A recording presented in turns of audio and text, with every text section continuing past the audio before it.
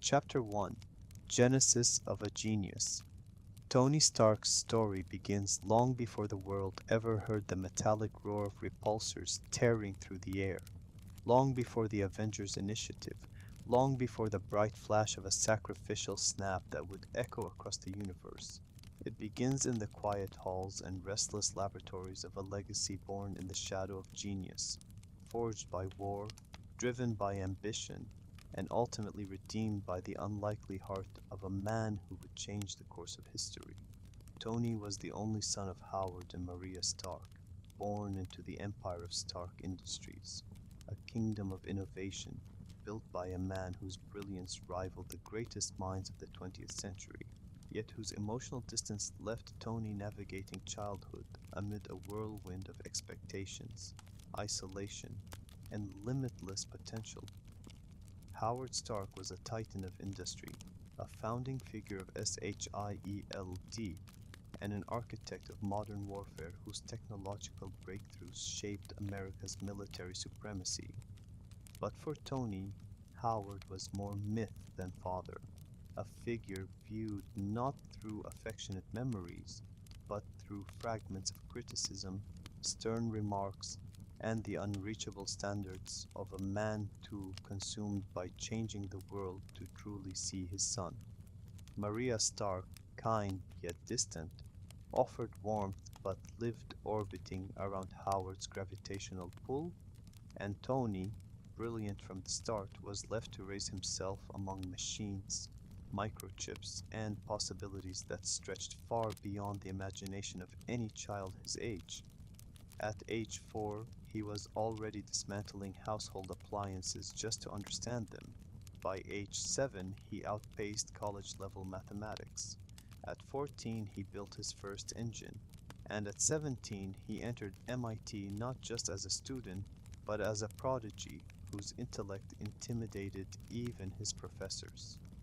Yet, with each accomplishment, each accolade, Tony felt an internal contradiction. He thrived in genius, yet suffocated under the shadow of a father who believed the boy lacked the right temperament, as if brilliance was never enough without the discipline to wield it responsibly.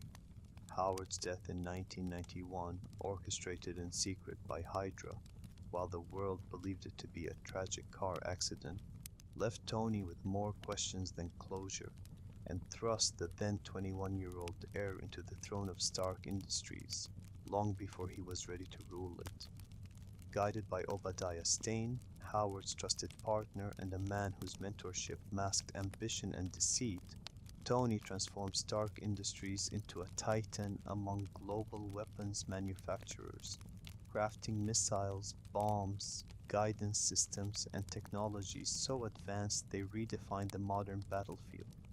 Tony's genius gave him fame, wealth, and influence. His inventions were displayed on magazine covers, his lifestyle plastered across tabloids, his arrogance and charm celebrated by public and press alike. He was the golden boy of American industry, the billionaire playboy whose confidence seemed limitless, whose brilliance seemed effortless, and whose empire expanded with every contract signed and every weapon deployed in distant conflict zones. Yet beneath the glamorous facade, Tony was drifting through life with no purpose beyond the thrill of creation, no anchor beyond the next breakthrough, the next party, the next distraction strong enough to numb the emptiness left by a father's unreachable approval, and the truth that the very technology he designed shaped destruction he never witnessed firsthand. The irony, of course, was that Tony believed he was in full control of his destiny, until the day he learned the brutal truth that genius without responsibility is merely a weapon waiting to explode. That lesson began in the back of a military convoy, cutting through the mountains of Afghanistan, surrounded by soldiers who admired the man they believed had armed them with the tools to protect their country. It was a routine demonstration, a celebration of Tony's latest masterpiece, the Jericho missile, a weapon his charisma hyped as the future of American defense. But in that desert, under a sky split by the thunder of his own creation, Tony finally confronted the consequences he had long ignored. The convoy was ambushed by the Ten Rings, a terrorist organization armed not with foreign weapons, but with Stark Industries technology, his technology, wielded against him and the soldiers at his side.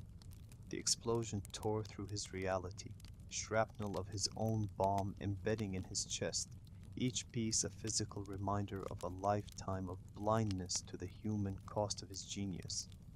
In that moment, as he collapsed into the sand with a hole in his chest, and the last light fading from his eyes, Tony Stark's old life died.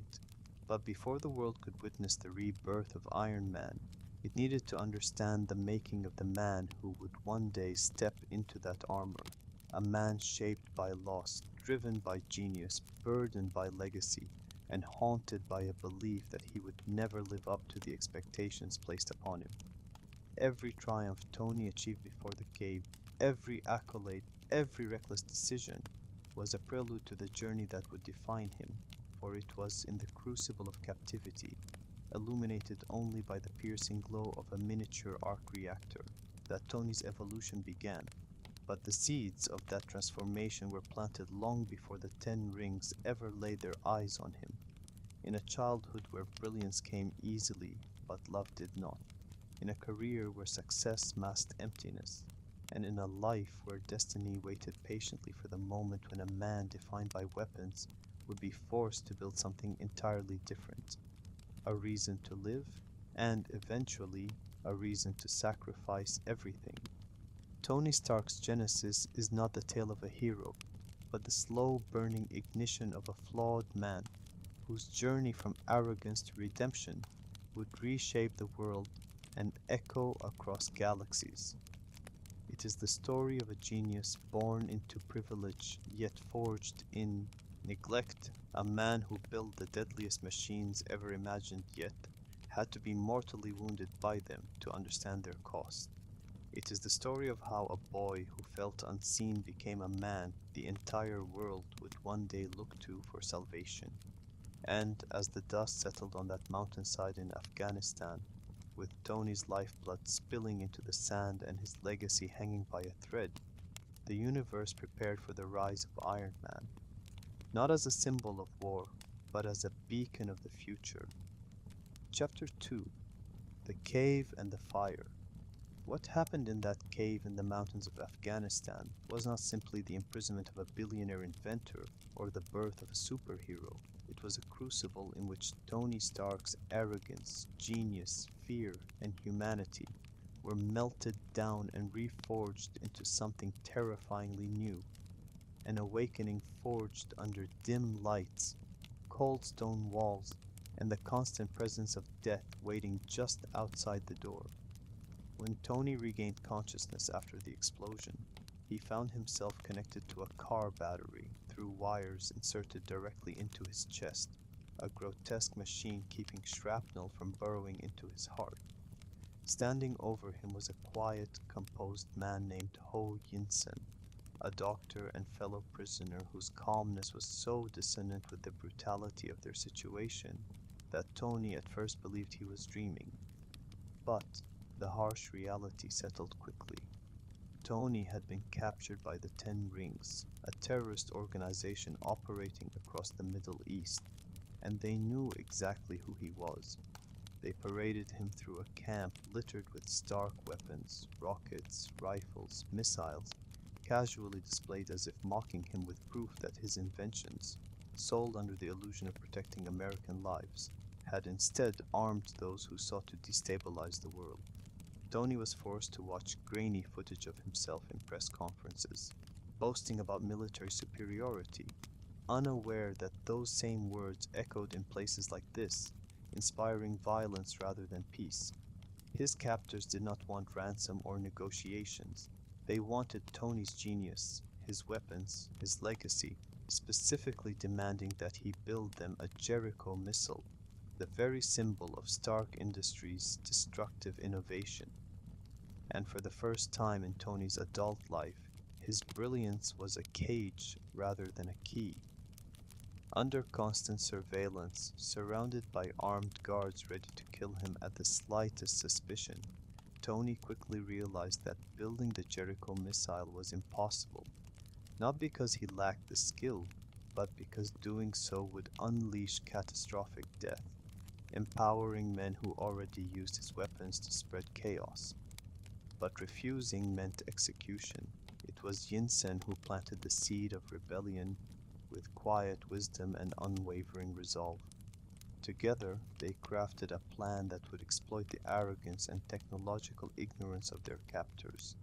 Instead of building a missile, they would build a machine that could save Tony's life, give him a chance at escape, and allow him to reclaim control over his legacy. But before they could begin, Tony needed to sever his dependence on the car battery strapped to his chest. Using limited scraps, metal fragments, primitive tools, and components scavenged from dismantled Stark missiles, they constructed a miniature version of the arc reactor, a device originally designed decades earlier by Howard Stark as a prototype energy source, but dismissed as impractical outside of massive industrial applications. Tony and Yinsen defied that limitation, creating a smaller version in the damp, claustrophobic confines of the cave, a technological miracle that Tony at first treated simply as a power supply, unaware that this glowing circle embedded in his chest would soon become the very symbol of Iron Man. As the blue light of the arc reactor illuminated the shadows of the cavern, it also illuminated Tony's guilt for the first time. Every day, while Yinsen performed small acts of compassion, tending to fellow prisoners, providing comfort, praying for peace, Tony examined the wreckage of his own legacy stamped on the weapons surrounding them. It was there he realized that he had never once asked where his technology ended up, never questioned the chain of violence enabled by his inventions. The Ten Rings wanted the Jericho missile because Tony Stark had made it the most desirable instrument of war on the planet. And now, he had to live with that truth. So Tony channeled his genius into something the world had never seen. A suit of armor built under oppression. A prototype designed with crude materials, but revolutionary in its concept. A machine that would turn a prisoner into a weapon not of destruction, but of liberation. The Mark 1 armor was born not in a high-tech lab or inside Stark Tower, but in a place of dirt, fear, and hopelessness. Tony worked tirelessly, hands blistered and lungs filled with dust, hammering metal into shape while Yinsen soldered wires and assembled the arc reactor-driven power system. Every clang of Tony's hammer echoed like a heartbeat, a rhythm of defiance reverberating through the camp. The swing was bulky, primitive, and heavy, a stark contrast to the sleek, polished designs Tony would one day create.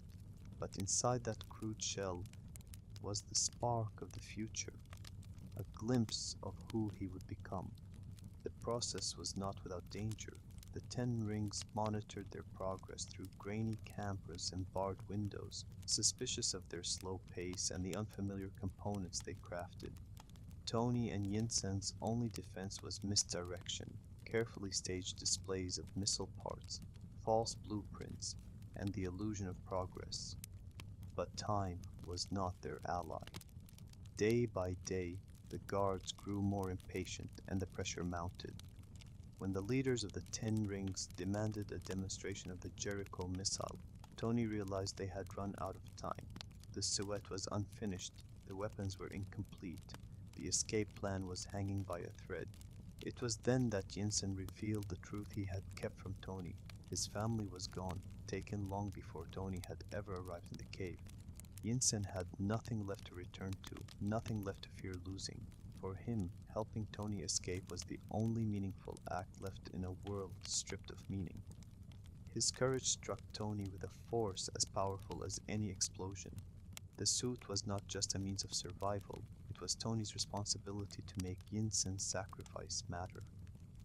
On the night of their escape, with the suite finally assembled and the arc reactor powering its crude motors, Tony prepared for the most dangerous test of his life. As he sealed himself inside the armor, the metal scraping against the stone floor, Yinsen grabbed a rifle and set out into the tunnels, not to survive but to buy Tony the time he needed. While Tony struggled to power up the suit's systems, Yinsen fought alone in the darkness, firing wildly not with the hope of victory, but with the intention of delaying their captors for just a few minutes more. When Tony finally activated the suit and the arc reactor surged to life, the guards had already cornered Yinsen, mortally wounding him. Tony burst through the cave, repulsor flames igniting the air, tearing through soldiers with fire and shockwaves, a walking furnace forged from desperation and genius.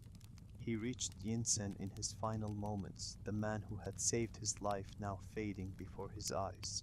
In those last breaths, Yinsen looked at Tony not with fear but with serenity, whispering that his family was waiting for him in the afterlife, and urging Tony to make his life mean something, to not waste the second chance he had been given. Yinsen died with a smile, and Tony, for the first time, was left alone in a silence more painful than any wound.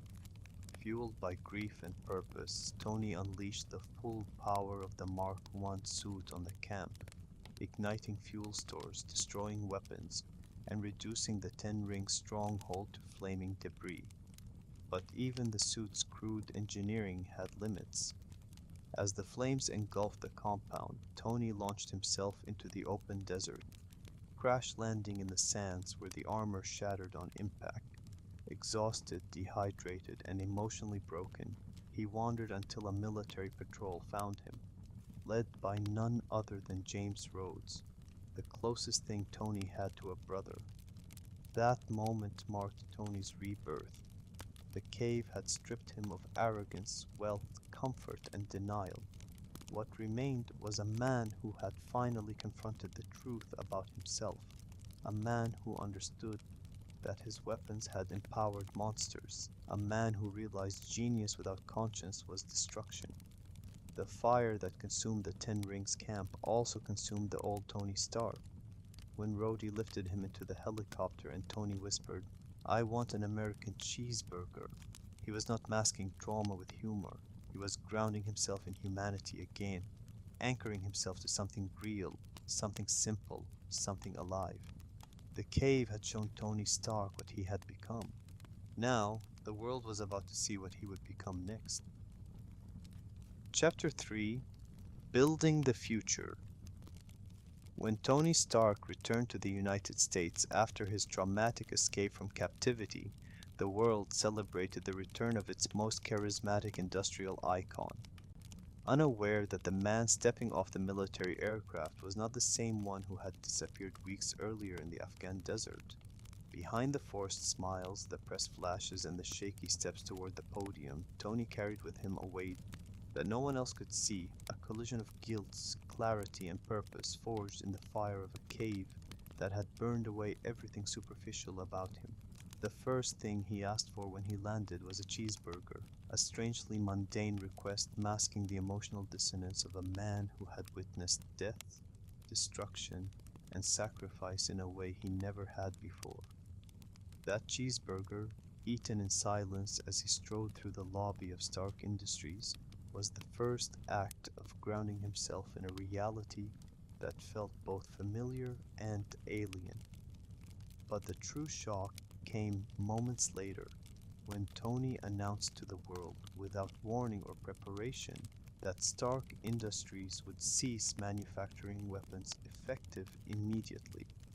The room froze, journalists choking on the magnitude of the statement, while Obadiah Stane, Howard Stark's former partner and Tony's longtime mentor, stood beside him with a controlled smile, masking simmering rage. To the public, Tony's decision was radical, irresponsible, even insane. To Tony, it was the first step in dismantling the legacy that had nearly killed him, and had certainly killed countless others. Yet, he quickly learned that a moral awakening, however genuine, did not erase decades of corporate momentum. Investors panicked, stocks plummeted, and the board of directors questioned his sanity. Pepper Potts, Tony's loyal assistant and the person who knew him better than anyone, watched with concern, but also with a sense of quiet faith. Faith that Tony was changing, growing, and facing truths he had long avoided. In the privacy of his Malibu home, surrounded by advanced holographic systems and robotic assistants, Tony retreated into the one place where he felt entirely himself, his workshop. It was there, hidden beneath layers of technology and invention, that Tony began to shape the future. He started by analyzing the Mark I armor, salvaged from the desert by a covert team hired by the Ten Rings. The suit was primitive, unstable, and battered by fire and sand, but to Tony, it was a masterpiece of desperation that had saved his life. The Mark I was proof that even under the most constrained conditions, he could build something extraordinary. Now, with unlimited resources, he intended to create something revolutionary. The concept was simple: build an improved suit, one that embodied the freedom, mobility, and power necessary to confront the threats his own weapons had unleashed upon the world. But the execution was anything but simple. Tony began with the repulsor technology. Originally designed as a propulsion system for the suite's hands and feet, testing the repulsors became a chaotic dance of crashes and misfires, culminating in Tony being blasted backward into walls, flipping over cars, and nearly destroying parts of his workshop. Dummy, his well-meaning but clumsy robotic assistant, repeatedly doused him with fire extinguisher spray, turning moments of triumph into slapstick disasters. But each mistake, each crash, each cloud of smoke was a step toward progress. When Tony finally stabilized the repulsors enough to hover in place, the exhilaration in his eyes, mirrored by the holographic displays around him, signaled more than just a technological milestone. It marked Tony's first moment of joy since leaving the cave, a rekindling of the spark that made him a visionary. Next came the Mark II suit, sleek, silver, aerodynamic, the first true prototype of what Iron Man would become. Creating it required rethinking human-machine integration on a scale never attempted before. The suit needed to be durable yet lightweight, flexible yet powerful, and responsive enough to function as an extension of Tony's own body. He designed modular components, each engineered with precision, fitting together like the pieces of a futuristic exoskeleton. Testing the Mark II was a defining moment in Tony's rebirth. As the suit assembled itself around him, piece by piece, the workshop became a temple of transformation. The heads-up display flickered to life, surrounding him with data, targeting systems, and diagnostics that responded instantly to his movements. The moment he launched himself into the air for the first time, rocketing through the night sky above Malibu, Tony felt something he hadn't felt since childhood: freedom. The flight was exhilarating, dangerous, and imperfect. Ice buildup at high altitudes nearly killed him, sending him spiraling out of control. But instead of discouraging him, the failure fueled his innovation. Back in the workshop, his mind raced as he searched for solutions, refining the suit with gold titanium alloy plating resistant to freezing. The creation of the Mark III armor, the iconic red and gold design that would one day symbolize a new era of heroism, was more than an engineering triumph. It was an identity taking shape. While Tony built the future in his workshop, the ghost of his past returned to haunt him. Reports from the Middle East showed stark weapons continuing to be used in assaults on villages and civilians, proof that stopping weapons production had not stopped the consequences of decades of manufacturing. The realization tore at him. The damage caused by his inventions would not simply disappear because Tony had changed. He needed to act. And thus, Iron Man was born not as a symbol of war, but as a response to the violence he had unwittingly helped create. But Tony's transformation did not go unnoticed. Obadiah Stane, enraged by Tony's unilateral decision to shut down weapons manufacturing and fearful of losing control of Stark Industries, began plotting behind Tony's back. Stane's ambition was masked by paternal concern, but under that facade lurked a man deeply entangled in global arms, trafficking, corruption, and alliance with the very terrorists Tony now sought to stop. His betrayal would eventually become a pivotal point in Tony's evolution. Meanwhile, Tony's relationship with Pepper deepened in ways neither of them fully acknowledged. She became not only his assistant but his confidant, the one person he trusted as he kept his ironclad secret from the rest of the world. The moment she helped him replace the arc reactor in his chest, a moment of vulnerability, intimacy, and mutual trust signaled a change neither of them could articulate. But the true culmination of Tony's rebirth came when he completed the Mark III armor.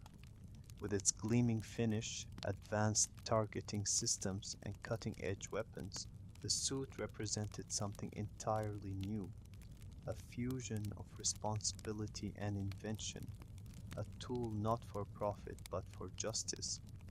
Testing the Mark III in the field, Tony flew across the world to confront the Ten Rings, the very organization that had captured him. He destroyed stockpiles of Stark weapons, saved families targeted by terrorists, and witnessed firsthand the fear and awe inspired by his new creation. It was in that moment that Tony realized he had crossed a threshold. He was no longer the man who built weapons from behind a desk. He was now the man who would personally intervene when the world cried for help.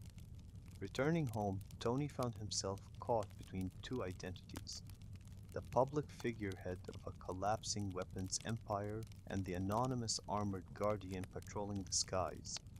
His actions in the Middle East drew the attention of the United States military, especially his best friend, Colonel James Rhodes, who struggled to reconcile Tony's reckless heroism with his responsibilities as an Air Force officer. But the world was changing rapidly, and Tony was changing with it. When he confronted Stain and discovered the betrayal that had allowed terrorists to access Stark weapons, Tony faced the painful truth that corruption had always existed within Stark Industries, not because of incompetence but because of the very structure Tony had inherited. The battle that followed, the clash between the Mark IIIs and the monstrous Ironmonger armor, was the culmination of everything Tony had become since the cave.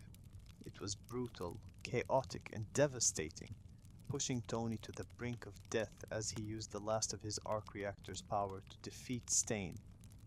And when the dust settled, Tony stood alone, battered, exhausted, and confronted with a choice that would define his future. He could hide, he could lie. He could allow the world to speculate endlessly about the armored figure who had battled a mechanical giant atop the Stark Industries rooftop. But Tony Stark had never been a man who shied away from a spotlight, nor a man willing to betray himself for convenience. So when he stepped onto the stage at the press conference and declared the words that would echo across history, "I am Iron Man," he wasn't just revealing a secret identity. He was accepting the full weight of responsibility for his past, his present, and the future he intended to build. The announcement marked the end of Tony Stark, billionaire weapons manufacturer, and the beginning of Iron Man, a symbol of technological hope and human redemption. And in that single sentence, spoken with the confidence of a man who had finally found purpose, Tony Stark didn't just build the future, he became it. Chapter 4: The Birth of a Hero. The Birth of Iron Man. As a true hero did not happen in the cave, nor in the workshop where metal met genius, but in the chaotic aftermath of Tony Stark's public declaration, "I am Iron Man," a moment that sent shockwaves across the world and redefined not only the identity of a billionaire, but the concept of heroism itself within a world unprepared for someone willing to merge technological brilliance and personal accountability so openly. Overnight, Tony became not just a celebrity, but a global symbol of possibility and danger. Governments demanded explanations, militaries demanded access, and the media dissected every word he had spoken. While behind the scenes, Tony grappled with a truth that was both exhilarating and terrifying. For the first time in his life, he was pursuing something greater than himself. In the days following his revelation, Tony found himself trapped between the expectations of the world and the chaotic reality of becoming the world's first publicly known armored superhero. The suit, still in its early stages, was far from perfect, and Tony's understanding of what it meant to wield such power was even less refined. Yet, as he looked out over the Malibu shoreline from his workshop, watching the waves crash against the rocks, he felt a sense of purpose he had never known before. But Tony was not building heroism alone. Pepper Potts, now pushed into a role far more complex than executive assistant, watched Tony evolve with a mix of awe, concern, and unspoken affection. She had always known he was capable of greatness, but now she saw him driven not by ego or profit, but by a genuine desire to right the wrongs he had created. That transformation drew her closer to him, even as the danger surrounding Tony began to multiply. One of the first challenges Tony faced as Iron Man was understanding the consequences of transparency. His admission on live television made him a target, not just for extremists and arms dealers, but for forces within the government who feared what an independent, superpowered individual could become. Agents from SHIELD, led by the enigmatic Nick Fury, began infiltrating Tony's life with cryptic warnings and subtle surveillance, their presence a constant reminder that a man in a suit of armor was now seen as either the world's greatest protector or its most unpredictable threat. Tony embraced the attention publicly, spinning the narrative through his trademark charisma, but privately he felt the weight of something deeper. By building the Mark III armor and defeating Obadiah Stane, Tony had taken his first stand against the destructive legacy of Stark Industries. But that victory also confronted him with a new reality. Heroism was not a single act, but a lifelong commitment. And so he began refining the armor with obsessive dedication, analyzing every flaw, every malfunction, every near-death moment from his previous battles. He strengthened the in alloy, upgraded the thrusters, redesigned the HUD, and streamlined the suit's responsiveness until it began to feel less like a machine and more like an extension of his own body. Each new iteration was faster, stronger, and more efficient, reflecting Tony's accelerated evolution from weapon manufacturer to protector. But even as Tony worked on the suit, he struggled with the tension between his public persona and his private vulnerability. His body, still dependent on the arc reactor embedded in his chest, reminded him daily of his mortality. Every glance in the mirror exposed not the confident billionaire the world adored, but a man whose life was being held together by a machine he barely understood. That duality, invincible in armor, fragile beneath it, defined the early stages of Tony's heroism. It was during this period of transformation that Tony faced the emotional fallout of Stane's betrayal. The man who had been a father figure was revealed to be the architect of Tony's downfall, fueling terrorist networks and manipulating the company Tony believed he controlled. The betrayal left scars deeper than any wound inflicted by shrapnel. It forced Tony to confront the uncomfortable truth that heroism was not simply confronting enemies abroad, but also the corruption rooted in one's own home. Yet with Pepper by his side, Tony found the strength to move forward. Their partnership deepened as Pepper became more involved in Tony's mission, helping refine the suit's capabilities and offering insights that grounded Tony's ambition. Their dynamic evolved slowly, marked by stolen glances, shared fears, and moments of vulnerability that hinted at something more profound than either dared to admit. But heroism demanded more than innovation and emotional growth. It demanded action. Tony's first real test as a hero came not from aliens or advanced weapons, but from a humanitarian crisis ignored by the world. when he learned that the survivors of the Ten Rings attacks, families who had once looked into the face of his own weapons, were being hunted again. Tony knew he had to intervene. The flight back to the village in the Mark III armor was not a mission of glory, but one of redemption. The battle was swift, brutal, and morally charged. Tony disarmed terrorists with surgical precision, using non-lethal tactics whenever possible, ensuring that the families he once endangered were protected without unnecessary loss of life. The moment he destroyed the final stockpile of Stark weapons, flames reflecting off the red and gold armor, Tony felt the first true sense of absolution. But becoming a hero also meant accepting the consequences of interfering in geopolitical conflict. The US Air Force, unaware that Tony was inside the unidentified armored figure appearing on radar, scrambled jets to intercept him. What followed was a high-speed chase across the sky, showcasing the full capabilities of the Mark III, but also exposing Tony's complete lack of coordination with any form of authority. The incident ended dangerously, with Tony saving a pilot whose jet was damaged in the pursuit. It was a moment that crystallized the precarious nature of Tony's new identity. One wrong move, and he could become the very threat governments feared. In the aftermath, Tony's relationship with Colonel James Rhodes, his closest friend, was strained. Rhodes, torn between loyalty to Tony and duty to the military, confronted Tony about recklessness, secrecy, and the danger of unilateral intervention. But beneath Rhodes's frustration was a deep admiration. He saw in Tony not the irresponsible playboy he once knew, but the faint shape of a hero rising, rough-edged but genuine. Meanwhile, the world's perception of Tony began shifting. News outlets debated whether he was a vigilante or a visionary. Nations questioned his intentions. Corporations speculated on how his inventions would reshape industry and warfare. But Tony remained focused. Every mission, every test flight, every upgrade to the armor was driven by a single question that echoed in his mind: how can I make things right? Yet Tony's evolution into heroism was not the only transformation occurring around him. Nick Fury, emerging from the shadows, approached Tony with a proposition: the Avengers Initiative, a program designed to unite extraordinary individuals capable of facing threats far beyond conventional human capabilities.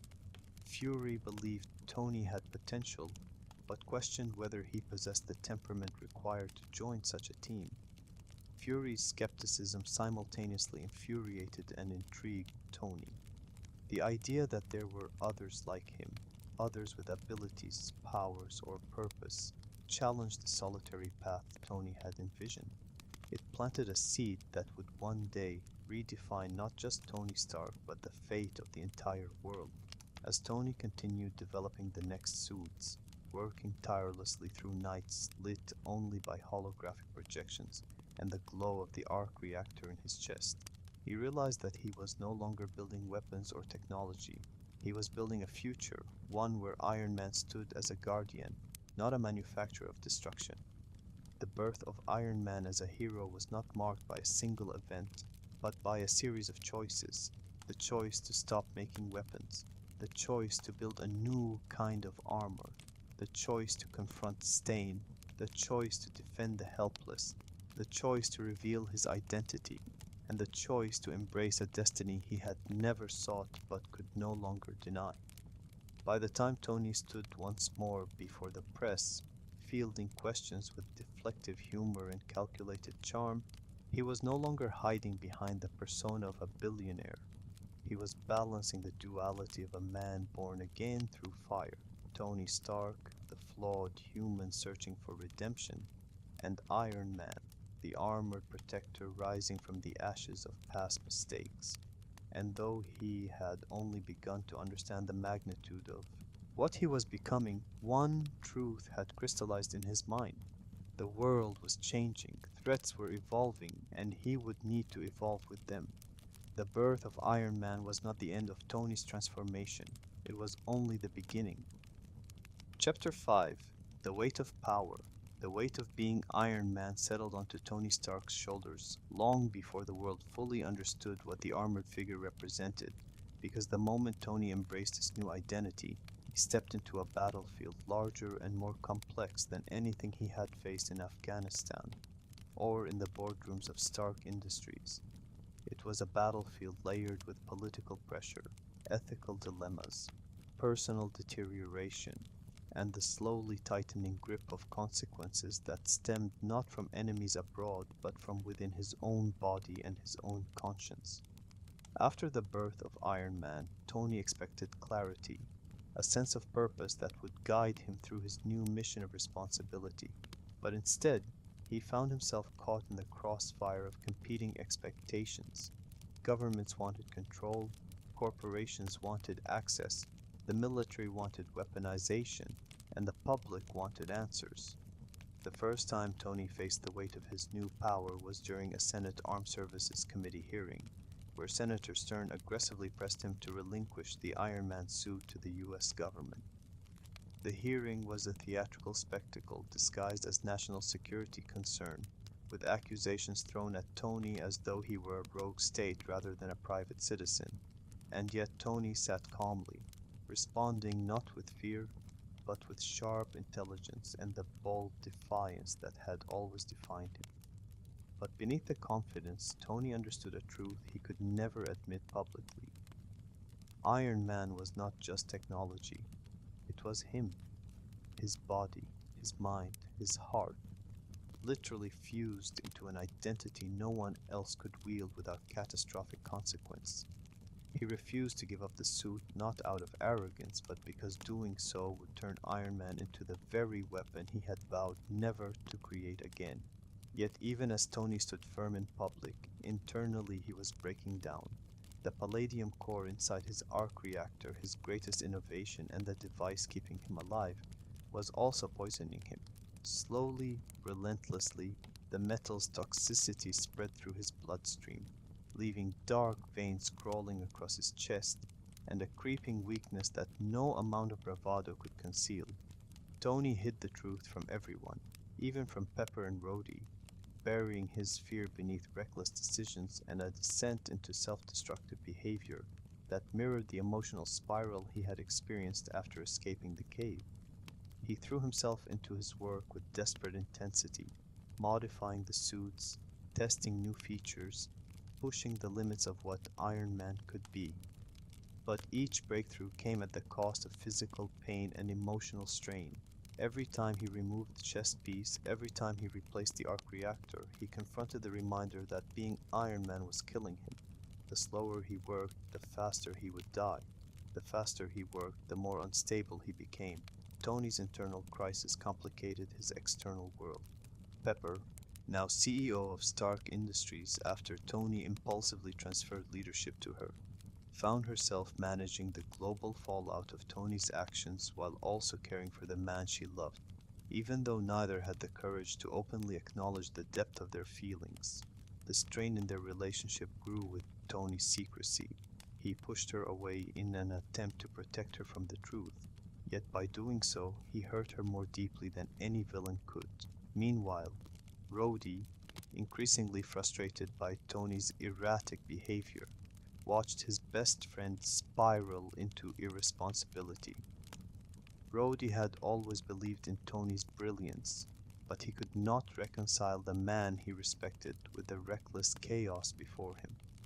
The breaking point came during Tony's birthday party, where the line between celebration and crisis blurred as Tony, wearing the Iron Man suit while intoxicated, turned the armor meant for heroism into a tool of danger.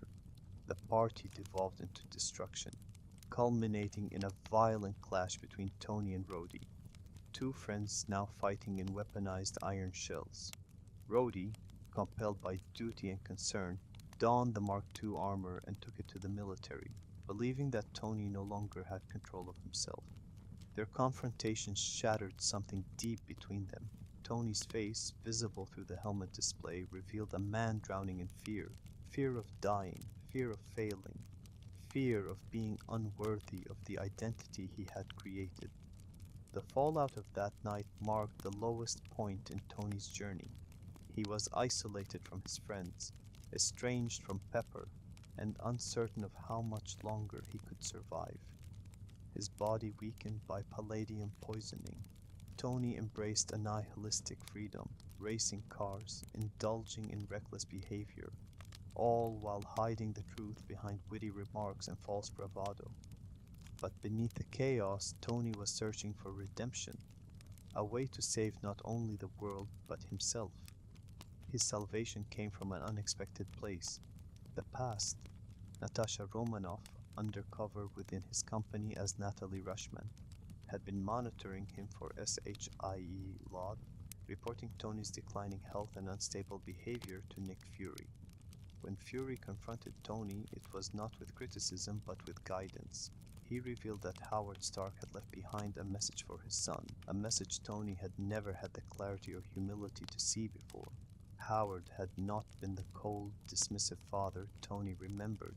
He had been a man burdened by secrets, by responsibilities tied to SHIELD and the early days of scientific innovation that Tony was only beginning to understand. Howard believed that one day Tony would change the world, not as a weapons manufacturer, but as a creator of something far more important, a new element capable of replacing the toxic palladium. With Fury's guidance and with Coulson assigned to keep him grounded, Tony began analyzing the clues Howard left behind.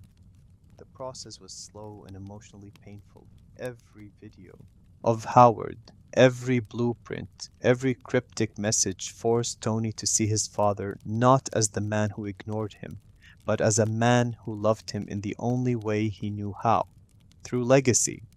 In a moment of clarity, surrounded by the holographic reconstruction of the Stark Expo model from 1974, Tony realized that the layout of the fairgrounds was not artistic design, but a coded diagram of atomic structure. Howard had discovered a new element decades earlier, one Tony now had the technology to synthesize. Fueled by purpose, Tony transformed his workshop into a particle accelerator. The facility hummed with energy as he redirected beams, aligned magnets, and pushed the boundaries of physics. The process was dangerous, requiring precision and risking catastrophic failure. But Tony pressed on. When the explosion finally destroyed the surrounding walls and a bright flash filled the workshop, Tony stepped forward to analyze the result. The new element, clean, stable, powerful, glowed before him. It was the key to saving his life and revolutionizing the arc reactor. As Tony installed the new element into the chest piece, the machine hummed with pure, radiant energy. The poison that once flowed through Tony's veins would now cease. He was reborn, not through fire or weaponry, but through the reconciliation of past and present, Howard's incomplete dream completed by his son. But redemption is rarely peaceful. While Tony rebuilt himself, a new threat had been rising in the shadows. Ivan Vanko, the brilliant but vengeful son of Anton Vanko, a former ally of Howard Stark. Fueled by hatred, betrayal, and a generational desire for retribution, Vanko sought to destroy Tony not through weapons but through symbolism, by proving that Iron Man could bleed. His attack at the Monaco Grand Prix, wielding electrified whips powered by a crude arc reactor, shocked the world and reminded Tony of the vulnerability that lurked behind the armor. Though Tony defeated Vanko and exposed the conspiracy tying Justin Hammer, Stark Industries' desperate competitor, to illegal weapons development, the threat broadened. Vanko recreated Stark's technology and built an army of drones capable of devastating destruction. Hammer, eager to surpass Stark, provided Vanko with everything he needed, ignorant of the chaos he was unleashing. When Vanko activated the drones during the Stark Expo's grand opening, the event became a battleground. Chaos erupted as drones fired on civilians, military personnel, and the city itself. Tony, newly stabilized by the new element powering his arc reactor, confronted the drones with renewed strength. In a dramatic turn, Rhodey, now wearing the War Machine armor modified by Hammer, but restored by Tony, joined the fight. Their friendship, once fractured, rekindled in the heat of battle as they fought side by side against Vanko's army. The battle culminated in a confrontation with Vanko himself. The villain's final suit was a towering amalgamation of strength and hatred, but Tony and Rhodey, united once more, defeated him through coordinated precision. Vanko's death marked the end of the immediate threat, but the greater challenge, the weight of being Iron Man, remained. After the battle, Paper confronted Tony about the dangers of their world, but in that moment of vulnerability, amidst the ruins of the Expo, Tony kissed her, finally acknowledging the feelings they had both suppressed for so long. Their relationship, forged through chaos and crisis, began its true evolution. In the aftermath, Tony was approached again by Nick Fury, who explained that Iron Man was indeed worthy of the Avengers initiative, but Tony Stark was not. His personality, recklessness, and emotional volatility made him unsuitable for the team. But as a consultant, that could work. The rejection stung, but Tony accepted it. Being Iron Man was not about joining a team. It was about carrying the weight of the world, one burden at a time. And though Tony had survived battles, betrayal, poisoning, political pressure, and his own self-destruction, the greatest challenges still lay ahead. For becoming Iron Man was not the achievement, it was the responsibility that followed. Chapter 6: Legacy in Blood. Tony Stark's rise as Iron Man had been forged through trauma, responsibility, and reinvention, yet the consequences of decades spent building weapons did not disappear simply because Tony had changed. The legacy of Stark Industries, the blood spilled, the enemies created, the technology scattered across war zones, remained a shadow that followed him like a specter, reminding him that the past is never buried, and that redemption is a debt paid slowly, painfully, and often through sacrifice. After defeating Ivan Vanko and neutralizing the hammer drones, Tony expected a moment of peace, a brief breath in the whirlwind that had become his life, but instead he stepped into a world increasingly shaped by the very repercussions of his own genius. The world had seen Iron Man fight, bleed, and nearly die. Nations began scrambling to replicate his technology, convinced that the next great arms race would not be fought with missiles or aircraft but with mechanized suits and arc reactor-based power. Military intelligence briefings leaked. Private contractors sought engineers capable of reverse engineering the footage captured during Tony's battles. Governments pressured Stark Industries for access. Every piece of metal left behind on a battlefield became a potential blueprint for disaster. Tony stared into the mirror of global ambition and saw reflection, a world he himself had helped create, a world where power was measured not by diplomacy, but by technology, his technology. And so, once again, he confronted the legacy written in blood. Even as Tony upgraded his suits, redesigned the arc reactor, and strengthened his commitment to protecting the innocent, the world interpreted Iron Man as a challenge. Nations sought to create their own armored champions. Hydra, still hidden in the shadows within SHIELD, quietly analyzed every broadcast and public appearance. Black market dealers dug through missile wreckage in foreign territories for half-melted fragments of Stark tech. And all the while, Tony wrestled with a truth he could no longer escape. The greatest threat to global security wasn't Iron Man, it was the world trying to copy Iron Man. But the weight of Tony's legacy wasn't only political, it was personal. His father's shadow, once a source of resentment, now resurfaced as Tony delved deeper into Howard Stark's history. Fueled by the revelations Nick Fury had offered and the emotional messages Howard left behind, Tony began to see the man not as a distant, cold patriarch, but as a scientist grappling with burdens Tony had never imagined. Howard's involvement with the early formation of SHIE Log, his battles against Hydra, his dream of a clean energy future symbolized by the arc reactor. All of it had been far more than Tony ever understood.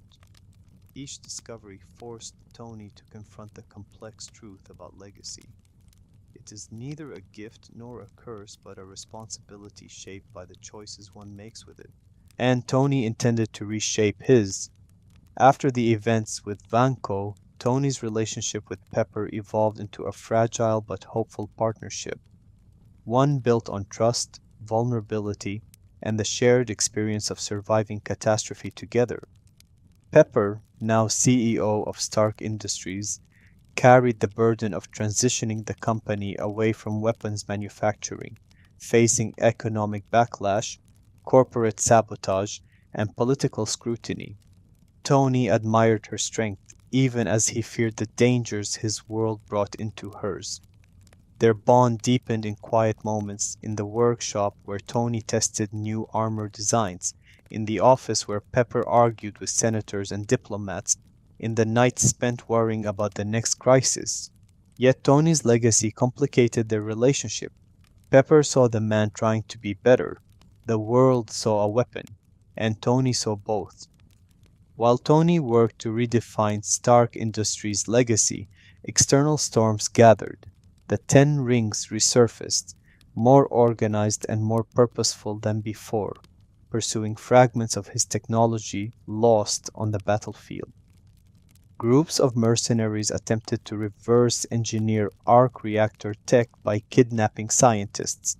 Intelligence agencies reported sightings of rogue engineers replicating Tony's work using black market blueprints. All of this reinforced an idea Tony had been resisting. The arc reactor, once the symbol of his salvation, might become the catalyst for a global escalation. He began to understand why Howard locked away so many of his innovations, why he feared what the world would become if his discoveries fell into the wrong hands. Tony realized that for all his brilliance, he was still learning lessons his father had already understood decades earlier. But the darkest part of Tony's legacy was yet to surface. Unbeknownst to him, Hydra had never died, hidden deep within SHIELD's structure. Hydra agents had been watching Tony closely, waiting, analyzing. They recognized the arc reactor as a successor to the Tesseract-based weapons research Hydra once conducted during World War II. Tony's advances threatened to undermine Hydra's influence, and also offered an opportunity. Hydra operatives infiltrated weapons labs, attempted cyber attacks on Stark Industries, and dispatched spies to gather intel on Iron Man's capabilities. But Tony remained unaware of just how deeply his father's past and his own future were entwined with an enemy that had survived the fall of the Third Reich. While the world maneuvered around him, Tony's internal journey became equally turbulent. The palladium poisoning that once threatened his life left Tony more introspective. He had survived because of a new element inspired by his father, a reminder that legacy can heal as much as it wounds. But the psychological scars remained. Tony feared death more than he admitted, not because of pain or loss of glory, but because he worried about leaving behind an unfinished world. What would happen to Pepper, to the world, to the technology he had unleashed? Who would protect everything he cared about if he was gone? These thoughts gnawed at him, prompting long nights in the workshop, obsessive upgrades to the suits, and a growing paranoia that something larger was coming, something he could feel but not yet define. This anxiety only intensified when Tony examined data collected during his battles. Patterns began to emerge, incidents involving high-energy anomalies, unidentified objects, and signals intercepted by his satellites. The existence of other advanced beings, cosmic threats, and undiscovered technologies became increasingly probable. Iron Man had been born to fight wars on Earth. But Tony now suspected that Earth was only one battlefield among many. In this period of tension and transformation, Tony also attempted to repair his relationship with Rhodey. Their bond, fractured during the Hammer incident, began to heal through mutual respect and candid conversations. Rhodey, now operating officially as War Machine under US military command, balanced duty with loyalty, serving as both a check on Tony's impulses and a reminder that Tony didn't need to shoulder every burden alone. Their camaraderie, filled with sarcasm, banter, and genuine care, became one of Tony's emotional anchors. But the greatest anchor of all was Pepper. With her help, Tony finally began shifting Stark Industries into a company focused on sustainable technology, clean energy, advanced robotics, and humanitarian solutions. Projects Howard once dreamed of now became reality. The Stark Expo, rebuilt under Tony's new vision, showcased technologies aimed at improving lives rather than destroying them. Yet, even as Tony tried to erase the blood in his family's legacy, he couldn't escape the truth that the world still feared him. Governments accused him of destabilizing global military balance. Extremist groups sought to kill him. Corporations demanded access to his tech, claiming it was unfair for one man to possess so much power. And through it all, Tony himself wondered whether he was truly worthy of being Iron Man. His nightmares, filled with explosions, death, and the vision of a world he couldn't save, began to intensify. Though he didn't yet understand their meaning, these visions were the earliest whispers of a threat still far beyond the horizon. The arrival of gods, aliens, and forces capable of crushing Earth beneath their heels. Tony didn't know it yet, but his legacy was about to intersect with the fate of the universe. And when that moment came, the weight of his past, every weapon sold, every life lost, every mistake made, would shape his decisions in ways that would save billions, but also fracture the world he had sworn to protect. Tony Stark was no longer just Iron Man. He was becoming something far more complicated. A man standing at the intersection of past sins and future wars, shaped by blood and driven by hope. And though he spent these years trying to escape the legacy written in his family's history, destiny was preparing a storm that would force him to confront it head on. Chapter 7: The Avengers Initiative.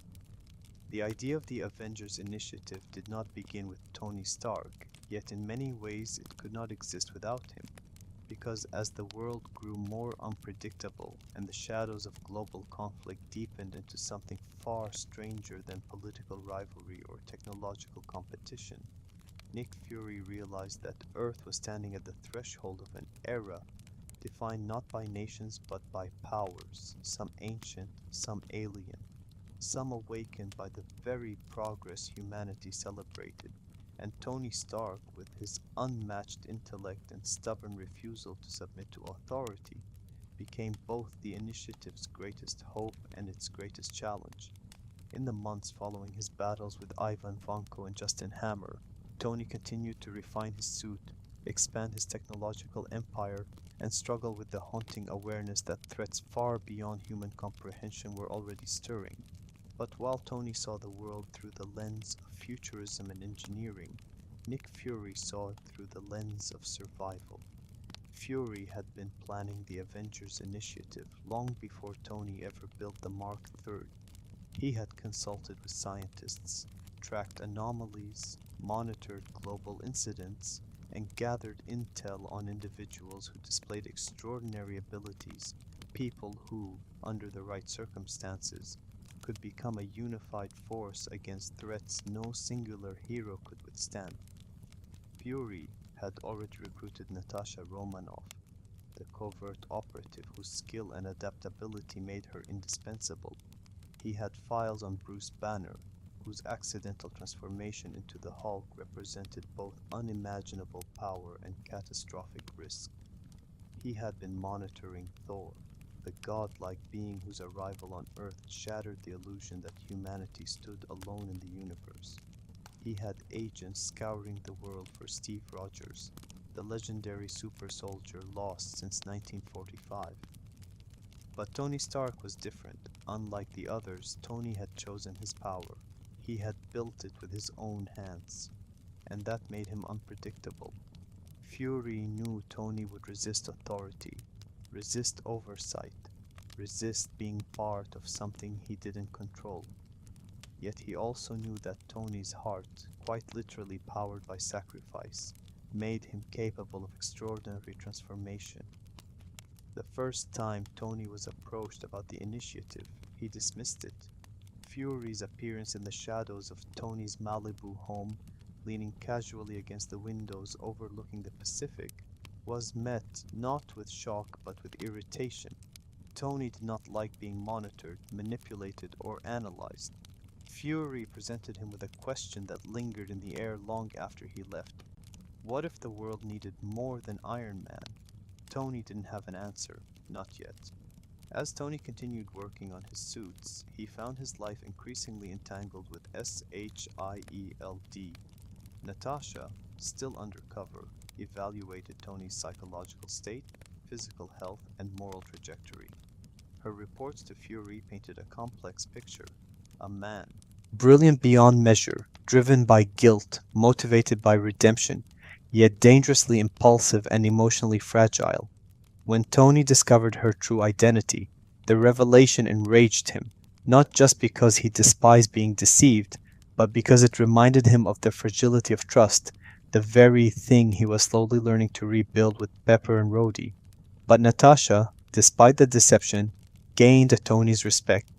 In her, he saw a reminder that heroism came in many forms, not all of them armored.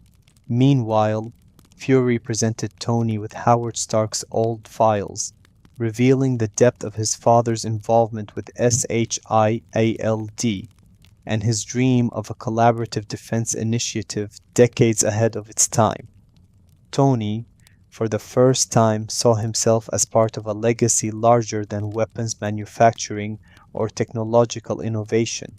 He saw himself as part of a lineage built on protecting humanity from threats it could not yet conceive. Yet, even as Tony grappled with these revelations, the external world moved toward crisis. Strange seismic readings, unexplained cosmic energy signatures, and reports of an object piercing Earth's atmosphere reached SHIELD headquarters. Fury dispatched agents across the globe, narrowing in on two epicenters: Puente Antiguo, New Mexico, where a hammer, Mjolnir, fell from the sky, and the Arctic Circle, where they discovered the frozen body of Steve Rogers. The timeline of the universe was shifting, and Tony Stark stood at its crossroads.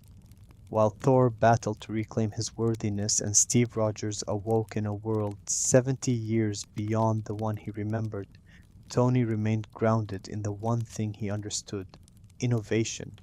But the more he studied energy signatures from Mjolnir and the relics connected to the Tesseract, the more he realized that the arc reactor, his greatest triumph, was primitive compared to the power that now surrounded Earth.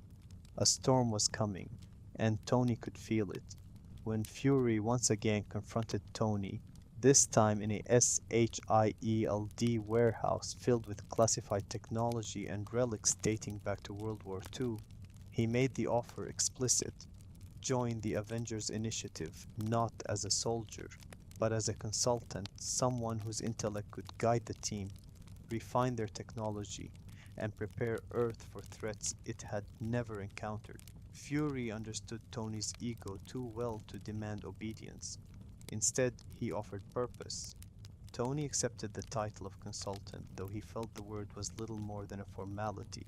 He knew he was being tested. He knew Fury was evaluating whether Tony could put aside his ego and become part of something greater. And perhaps deep down, Tony knew that he needed the Avengers as much as they would eventually need him. The next months were filled with preparation, not explicitly for war, but for understanding. Tony analyzed cosmic artifacts, collaborated with SHIELD engineers, and studied anomalies he had once dismissed as improbable. He built new suits, including prototypes designed for environments he had never imagined confronting: deep space, subatomic realms, and high-intensity battlefields against superhuman foes. But the true turning point came when he met Steve Rogers. Their first interactions were cold, defined by sharp remarks and ideological difference. Tony saw Steve as a relic of a bygone era, idealistic, rigid, and incapable of understanding the complexities of modern geopolitics. Steve saw Tony as arrogant, selfish, and lacking the discipline necessary to build a team. What neither realized was how profoundly their destinies would intertwine. Tony admired Steve more than he admitted. Steve needed Tony more than he understood. Their friction was the spark that one day would ignite both unity and disaster. Meanwhile, Bruce Banner's unpredictable transformations and Thor's godlike powers forced Tony to confront his own limitations. Technology alone could not solve every problem. The Avengers initiative demanded something deeper: trust, vulnerability, and cooperation, concepts Tony had never mastered. As Loki descended upon Earth, wielding the power of the Tesseract and the ambition of a conqueror, Fury activated the Avengers initiative fully for the first time. The world was no longer dealing with corrupt businessmen, terrorist groups, or rogue inventors. It was facing gods, alien armies, and portals to realms beyond the solar system. And Tony Stark was about to learn that being Iron Man meant more than flying faster, fighting harder, or building smarter. It meant standing alongside others, relying on them, and allowing them to rely on him. When the Chitauri army tore through the sky above New York and Tony launched himself into the heart of the battle wearing the Mark 7th suit, he finally understood what Fury had seen all along. Iron Man was not meant to stand alone. He was meant to be part of a team destined to protect the world. The Avengers initiative was no longer a proposal or a theory. It was a prophecy unfolding, and Tony Stark had become one of its central pillars. But the price of that revelation, the psychological consequence, the visions of destruction, the seeds of obsession, would follow him far beyond the Battle of New York. For now, though, Tony stood at the beginning of something extraordinary, something terrifying, something that would shape not only the future of Earth, but the fate of the entire universe. The Avengers initiative had begun, and Tony Stark's role in it would define him more than any suit he ever built. Chapter 8: Battle of New York. The Battle of New York was the moment when Tony Stark, the man who had built an armored identity from guilt and genius, confronted a threat beyond anything his world had ever known, and as the sky above Manhattan tore open to reveal an army descending through a portal that split reality itself, Tony understood, perhaps more clearly than anyone else, that everything he had done up to this point, every suit, every innovation, every mistake, had been leading toward this impossible fight that would test not only his strength, but the very core of who he was. It began with Loki's arrival, a god wielding an alien artifact known as the Tesseract, whose blue glow carried a power that defied earthly physics, and whose energy could manipulate minds, open gateways, and fuel weapons more advanced than any machine Tony had ever built. Loki's ambitions were not mere conquest, but domination, aided by the Chitauri, an alien race prepared to launch a full-scale invasion once the portal opened. Nick Fury activated the Avengers initiative, summoning Tony, Steve Rogers, Natasha Romanoff, Bruce Banner, and Clint Barton, though Barton, captured and mind-controlled by Loki, had become a lethal pawn in the god's first act of war. For Tony Stark, the events unfolded in a way that forced him to confront the uncomfortable truth that despite all his technological advancements, he remained vulnerable in ways that armor alone could never protect.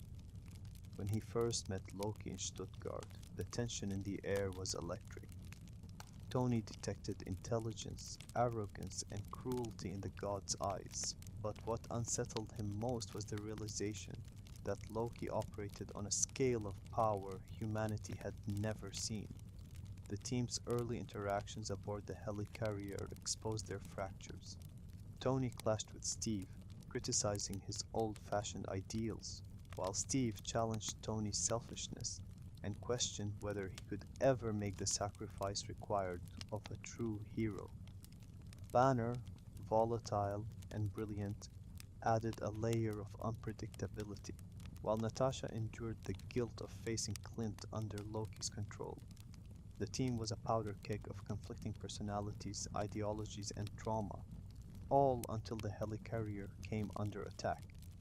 Loki's plan was precise: destabilize SHIELD, scatter the Avengers, unleash chaos from within. The explosion that rocked the carrier thrust Tony into action as he scrambled to prevent the ship from plummeting from the sky. Working alongside Steve, he manually repaired the damaged turbines, fused circuits, risked electrocution, and fought off attackers, all while Banner transformed into the Hulk and rampaged through the carrier. Amidst the chaos, Tony saw something unexpected: the Avengers working together, not perfectly, not harmoniously, but united by necessity, each member contributing in a way only they could. It was a glimpse of what the team could be, a glimpse Tony didn't yet fully understand he needed. Loki escaped, and the Tesseract continued powering the device designed to open a portal above New York. As the team regrouped, Tony recognized that this was not simply an attack, but an invasion that threatened the existence of the entire planet.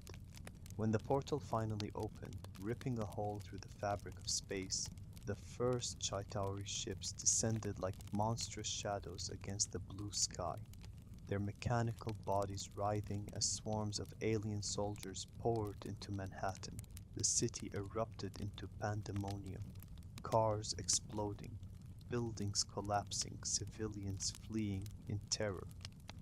And in the middle of it all, Tony soared upward in the Mark 7 suit, freshly deployed through a specialized wristband summoning system he had improvised for emergencies like this, although even he could not have anticipated facing an alien army in the heart of New York City. The air crackled with energy blasts and the roar of Chitauri war machines as Tony darted between skyscrapers, firing repulsor blasts, missiles, and countermeasures with precision. But for every enemy he neutralized, more poured through the portal. Iron Man was the tip of the spear, one man in a suit against an entire army, and yet Tony fought with a relentlessness that surprised even him. The rest of the Avengers soon joined the battle. Natasha and Clint coordinated movements on the ground, taking down enemies with expert precision. Steve commanded civilians to safety, while holding the line against Chitauri fighters with nothing but strength, strategy, and an indomitable will. Thor battled atop buildings, summoning lightning that cut through enemy ranks, and then the Hulk emerged, unstoppable and unrestrained, crashing through invaders like a force of nature. Their teamwork was chaotic but effective, each victory earned through sheer resolve. Still, Tony quickly recognized the truth. The Chitauri were infinite as long as the portal remained open. He alerted the team, coordinating efforts to reach the device atop Stark Tower, where Loki had installed the Tesseract-powered scepter. But before they could close the portal, new threats emerged. A massive Leviathan, an armored serpentine warship the size of a skyscraper, charged through the portal, its roar a thunderous shockwave that vibrated across Manhattan. Tony's instincts kicked in. Diving toward the creature, he fired everything he had, rapidly depleting his suit's weapon systems. But the Leviathan barely slowed. Tony refused to yield. He accelerated, shattered windows with his speed, and collided directly into the creature's armored skull. piercing through its plating before bursting out the other side in a blaze of smoke and sparks. As the Leviathan collapsed onto the streets below, the Avengers reached a pivotal turning point. Tony landed beside them, the battered Mark 7 suit barely holding together, and the six heroes formed a circle, each one facing outward as Chitauri soldiers converged around them. That single moment, captured in silence, broken only by distant explosions, defined the Avengers. They were no longer a group of individuals, they were a team, but the battle was far from over. As the Chitauri intensified their assault, SHIELD higher-ups made a devastating decision: launch a nuclear missile at Manhattan, believing obliteration was the only way to stop the invasion. Fury protested, but his orders were overridden. When Tony intercepted the missile's trajectory and heard the confirmation that it was aimed at New York, a chilling realization settled within him. He was the only one who could prevent the annihilation of millions. Without hesitation, Tony grabbed the missile and pushed toward the portal. His suit strained, his systems flickered, and the engines roared as he carried the nuclear device upward toward the swirling blue vortex tearing open the sky. Over the comms, Steve asked what he was doing. Tony didn't answer, not because he couldn't, but because he had already made the decision. He had always been labeled selfish, arrogant, irresponsible. But in that moment, as the missile grew hotter in his grip and the stars became visible through the widening breach, Tony embraced the role few believed he was capable of. He became the one willing to sacrifice everything. He flew through the portal into the cold void of space, past Chitauri warships preparing to descend, and released the missile toward their mothership. The explosion erupted in blinding silence. Energy rippled outward, destroying the Chitauri command structure. On Earth, Chitauri soldiers collapsed lifelessly. The invasion crumbled, but Tony's suit lost power, and gravity pulled him back toward Earth, unconscious and drifting with no chance of survival. The Avengers gathered below, unsure whether he would return. The silence was suffocating until the Hulk leaped into the sky and caught Tony before he struck the ground. Steve checked for signs of life, nothing. Then Stark coughed, gasping for air, waking with confusion and relief layered in equal measure. The Avengers stood above him not as strangers or adversaries, but as comrades. In the aftermath of the battle, as Loki was captured and the Tesseract returned to Asgard, Tony stood on the rooftop of Stark Tower, now stripped of its name, leaving only the A that would become the symbol of the team he helped forge. The city was wounded but alive. Humanity had learned it was not alone, and Tony Stark, who once believed his greatest fear was failure, discovered a new terror: the vision of that portal, the sight of alien warships, and the knowledge that threats far greater than Loki would one day come. The Battle of New York defined the Avengers, but for Tony Stark it ignited something deeper: the fear of a storm he felt approaching, a sense of cosmic dread that would shape the rest of his life. He had saved the world, but in doing so he had glimpsed how small, fragile, and vulnerable it truly was. And that realization, more than the battle itself, was what changed him forever. Chapter 9: The Man Inside the Armor. In the months following the Battle of New York, Tony Stark, who had flown a nuclear missile through a portal into the void of space, died for a moment and been dragged back to life by the Hulk, did not return to Earth the same man who had left it. Though the world celebrated him as a savior and the Avengers as an unstoppable force, the truth hidden behind the gold and titanium alloy of the Iron Man suit was far darker, because Tony was carrying a burden no one else could feel. The memory of a sky torn open, the sight of alien warships stretching into infinity, and the chilling realization that Earth was unimaginably small in a universe filled with threats far larger than anything he had built armor to confront. From the outside, Tony appeared unchanged, still brilliant, charismatic, sarcastic, still pushing the limits of technology, still publicly projecting the persona of a man in control, but internally he was unraveling. The experience in New York had cracked open a door inside his mind, exposing fears he had never acknowledged, let alone understood. Every time he closed his eyes, he saw the stars from the other side of the portal. Every time he heard the wind shift, he imagined the roar of a Chitauri engine. And every time he took off the suit, he felt vulnerable in a way he never had before, as if the universe had revealed a truth he could not unsee. Tony's panic attacks began subtly, shortness of breath, trembling hands, moments where his mind raced faster than even his suit's processors, but quickly escalated into paralyzing episodes triggered by even the mention of New York or the sight of something as simple as a child's drawing of the Avengers. He hid the symptoms, burying his fear behind work and humor, pretending everything was fine while his mind fractured under the weight of trauma. Pepper Potts, now his partner in both business and life, saw the cracks before Tony did. She watched him stay awake through the night, surrounded by holograms of new suits, new prototypes, new contingency plans. She heard him pacing the house at 3 in the morning, unable to sleep. She felt him shaking in bed when he thought she was asleep. But Tony refused to talk about what haunted him, not because he didn't trust Pepper, but because he didn't want to burden her with a fear he could barely articulate himself. The fear that one day something much worse than the Shitauri would come through the sky, something he wouldn't be able to stop. Driven by that fear, Tony began building suits compulsively. Mark the 8, Mark 9, Mark the X, each one a variation, an improvement, an obsession. The workshop transformed into a labyrinth of armor, each suit representing another layer of protection Tony hoped would shield him from the unknown. The Mark Tektakatun, capable of remote assembly and autonomous deployment, was his most radical attempt to extend Iron Man beyond his own physical limitations. Tony told himself he was preparing for future threats, but the truth was far more human. He was trying to control a universe that had shown him how little control he actually had. His anxiety strained every aspect of his life.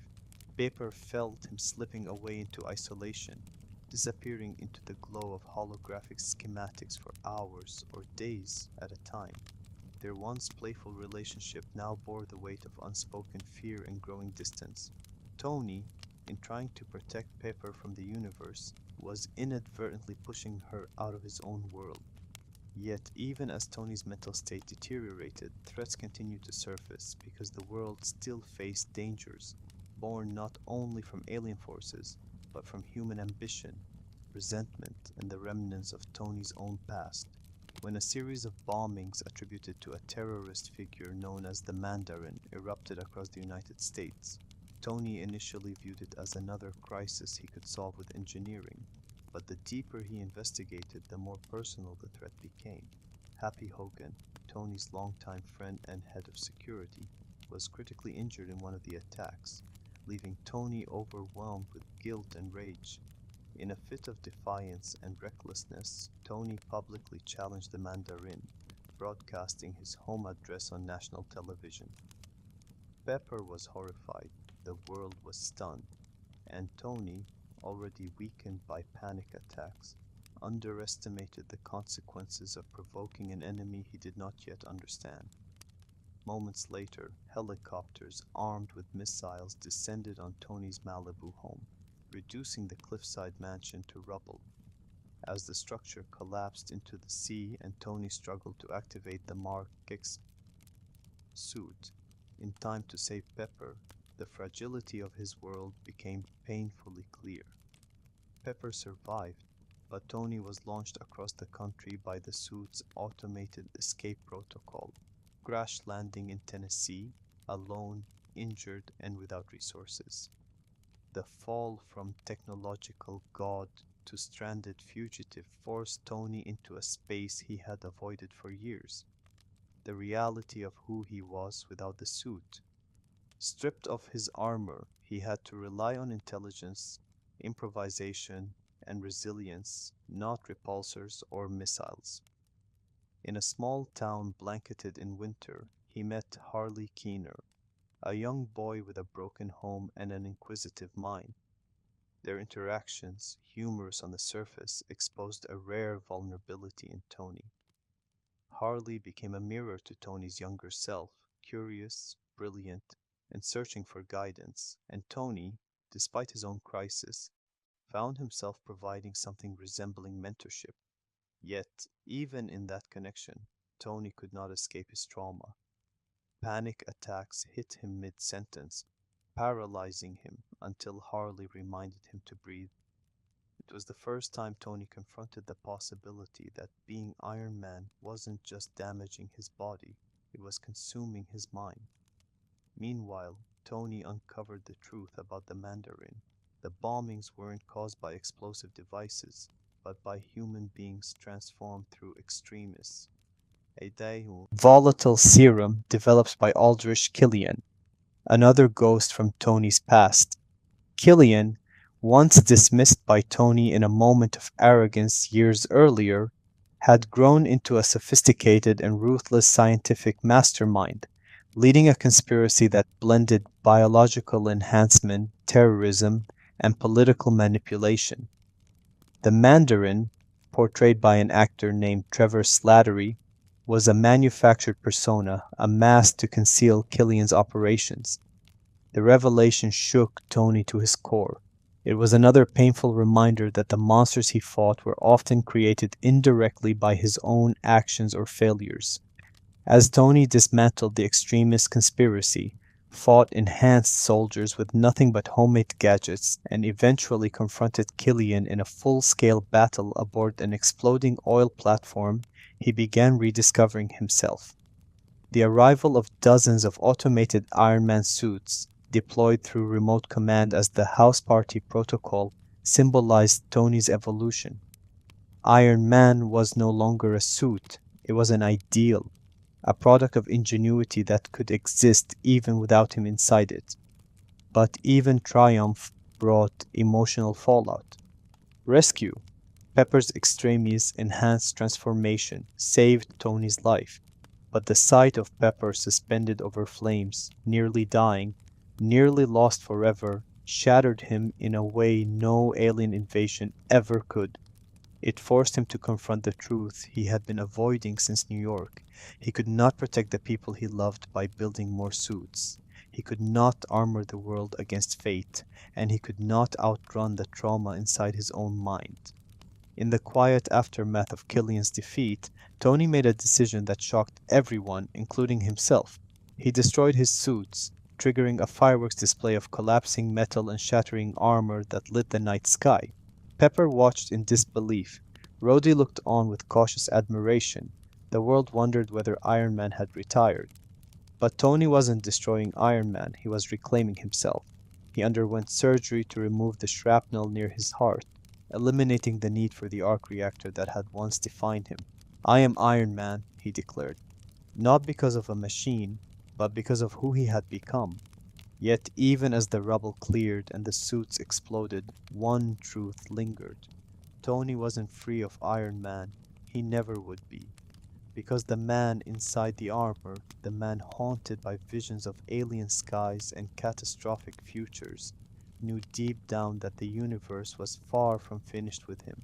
And despite every attempt to step away, destiny was already shifting, preparing Tony Stark for the next chapter, the next threat, the next impossible decision that would define his legacy far more than armor ever could.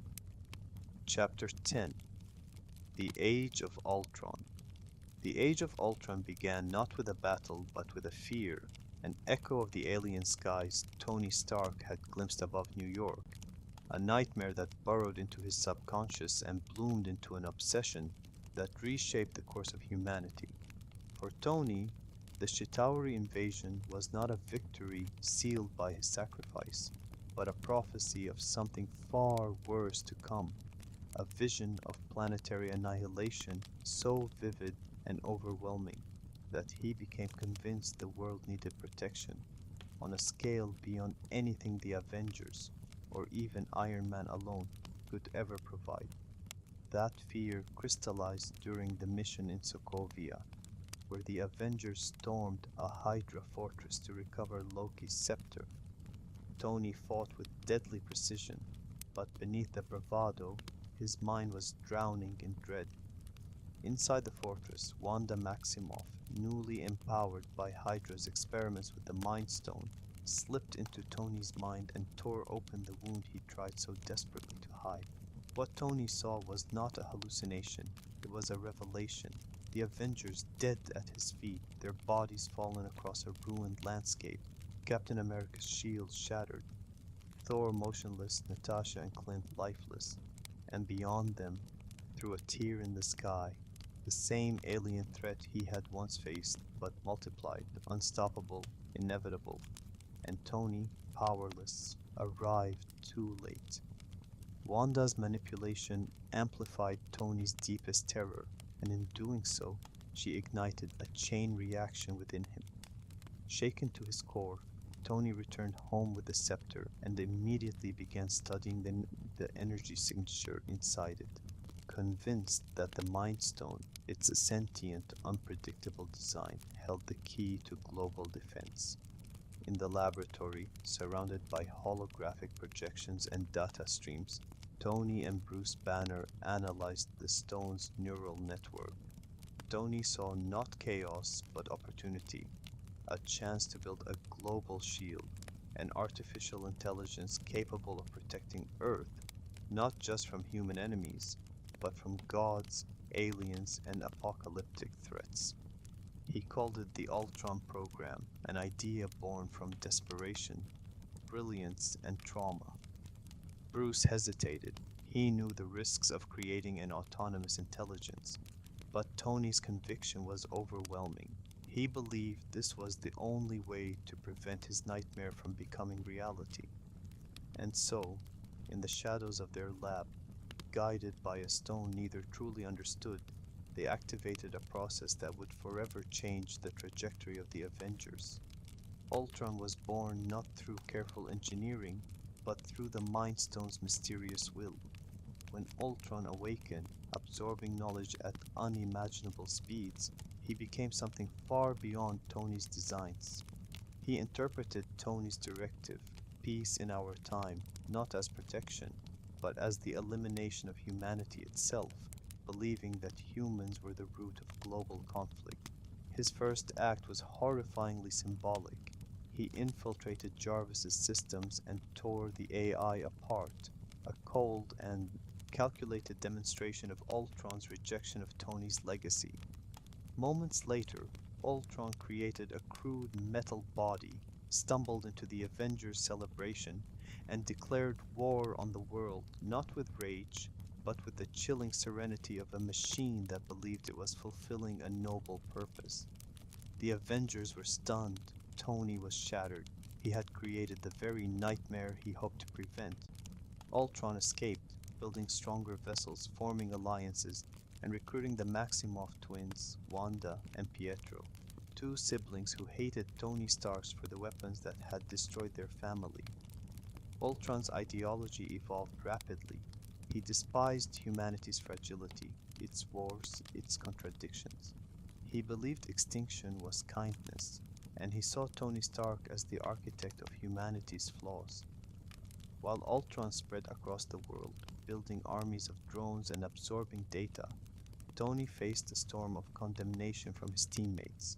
Steve Rogers, the moral backbone of the Avengers, confronted Tony with righteous anger. To Steve, Tony's creation was the result of arrogance, acting alone, keeping secrets, manufacturing a god without consent. To Tony, it was the result of necessity, a desperate attempt to prevent the future only he had seen. Their ideological divide began to widen, exposing fault lines that would later tear the Avengers apart. As Ultron sought vibranium from Ulysses Klaue and plotted humanity's extinction, the Avengers pursued him desperately, but each confrontation revealed more about Tony's guilt. He saw Ultron as a reflection of himself, his flaws, his ego, his failings made monsters. Wanda, still allied with Ultron, manipulated the Avengers' minds, showing each of them visions of their greatest fears. But Tony's vision had already happened in Sokovia. His fear was not hypothetical, it was etched into his soul. Ultron's next step was catastrophic. He sought to build a perfect body using the Mind Stone, vibranium, and synthetic tissue. But Wanda read Ultron's mind and finally understood the truth. He didn't want to save humanity, he wanted to eradicate it. Betrayed, she and Pietro turned against him. The Avengers intercepted the synthetic body and brought it back to the lab, sparking yet another moral war. Tony insisted on bringing the body to life, not to create another Ultron, but to correct his mistake, to build something pure, noble, capable of stopping Ultron once and for all. Steve opposed the idea fiercely. Thor, guided by visions from the Norn cave, intervened and completed the creation through lightning and the Mind Stone's energy. The result was the Vision, a being of extraordinary intelligence, innocence, and power, neither human nor machine, but something entirely new. Vision saw both Ultron's logic and Tony's pain. He understood the fragility of life, and in his first moments he chose to fight for humanity. The Avengers, now fractured but united by necessity, launched their final mission to stop Ultron in Sokovia, where Ultron had constructed a doomsday device designed to lift the city into the sky and drop it onto Earth with the force of an extinction-level meteor.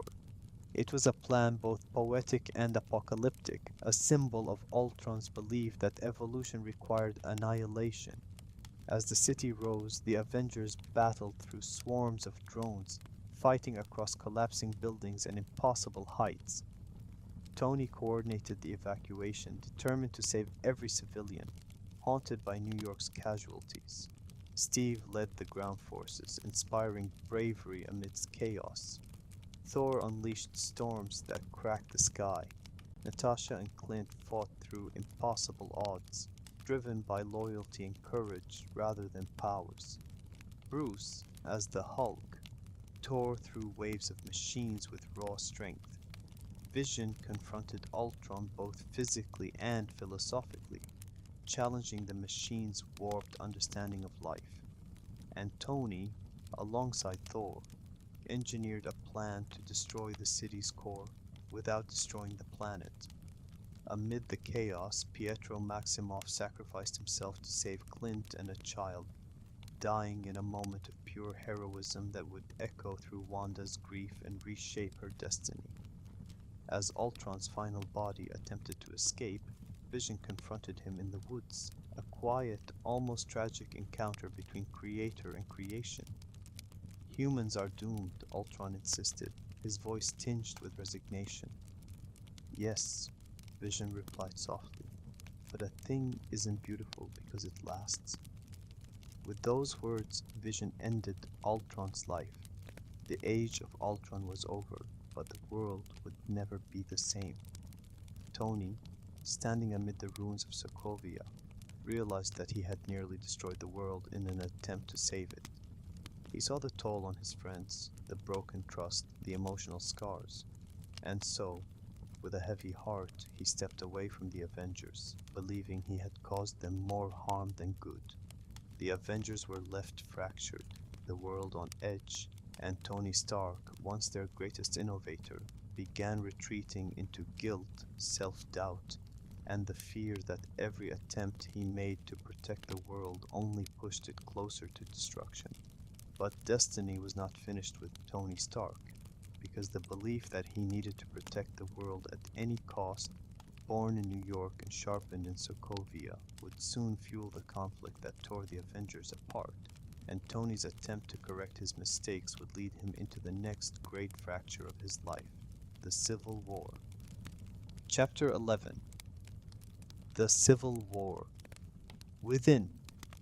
The Civil War within the Avengers did not erupt from a single act of violence or political pressure, but from years of unresolved trauma, ideological conflict, and the relentless weight of responsibility that had been crushing Tony Stark since the moment he flew a nuclear missile through the portal above New York.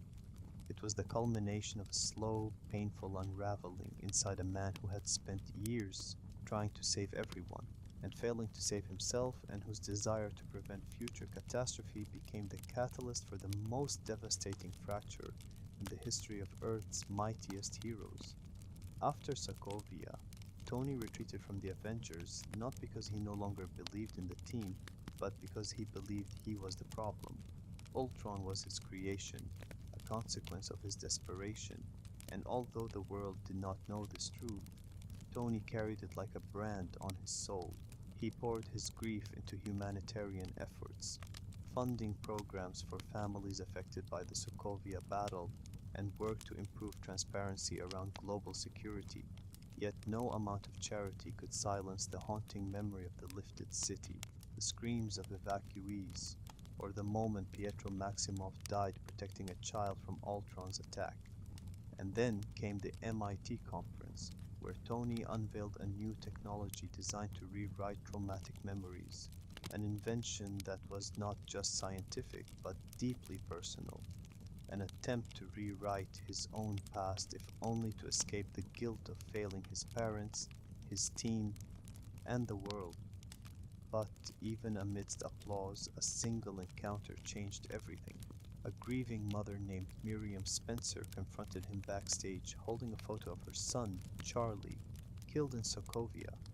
Her voice trembled with grief and accusation as she told Tony that the Avengers never saw the people left in the rubble, the children whose lives were snuffed out by battles they had no part in.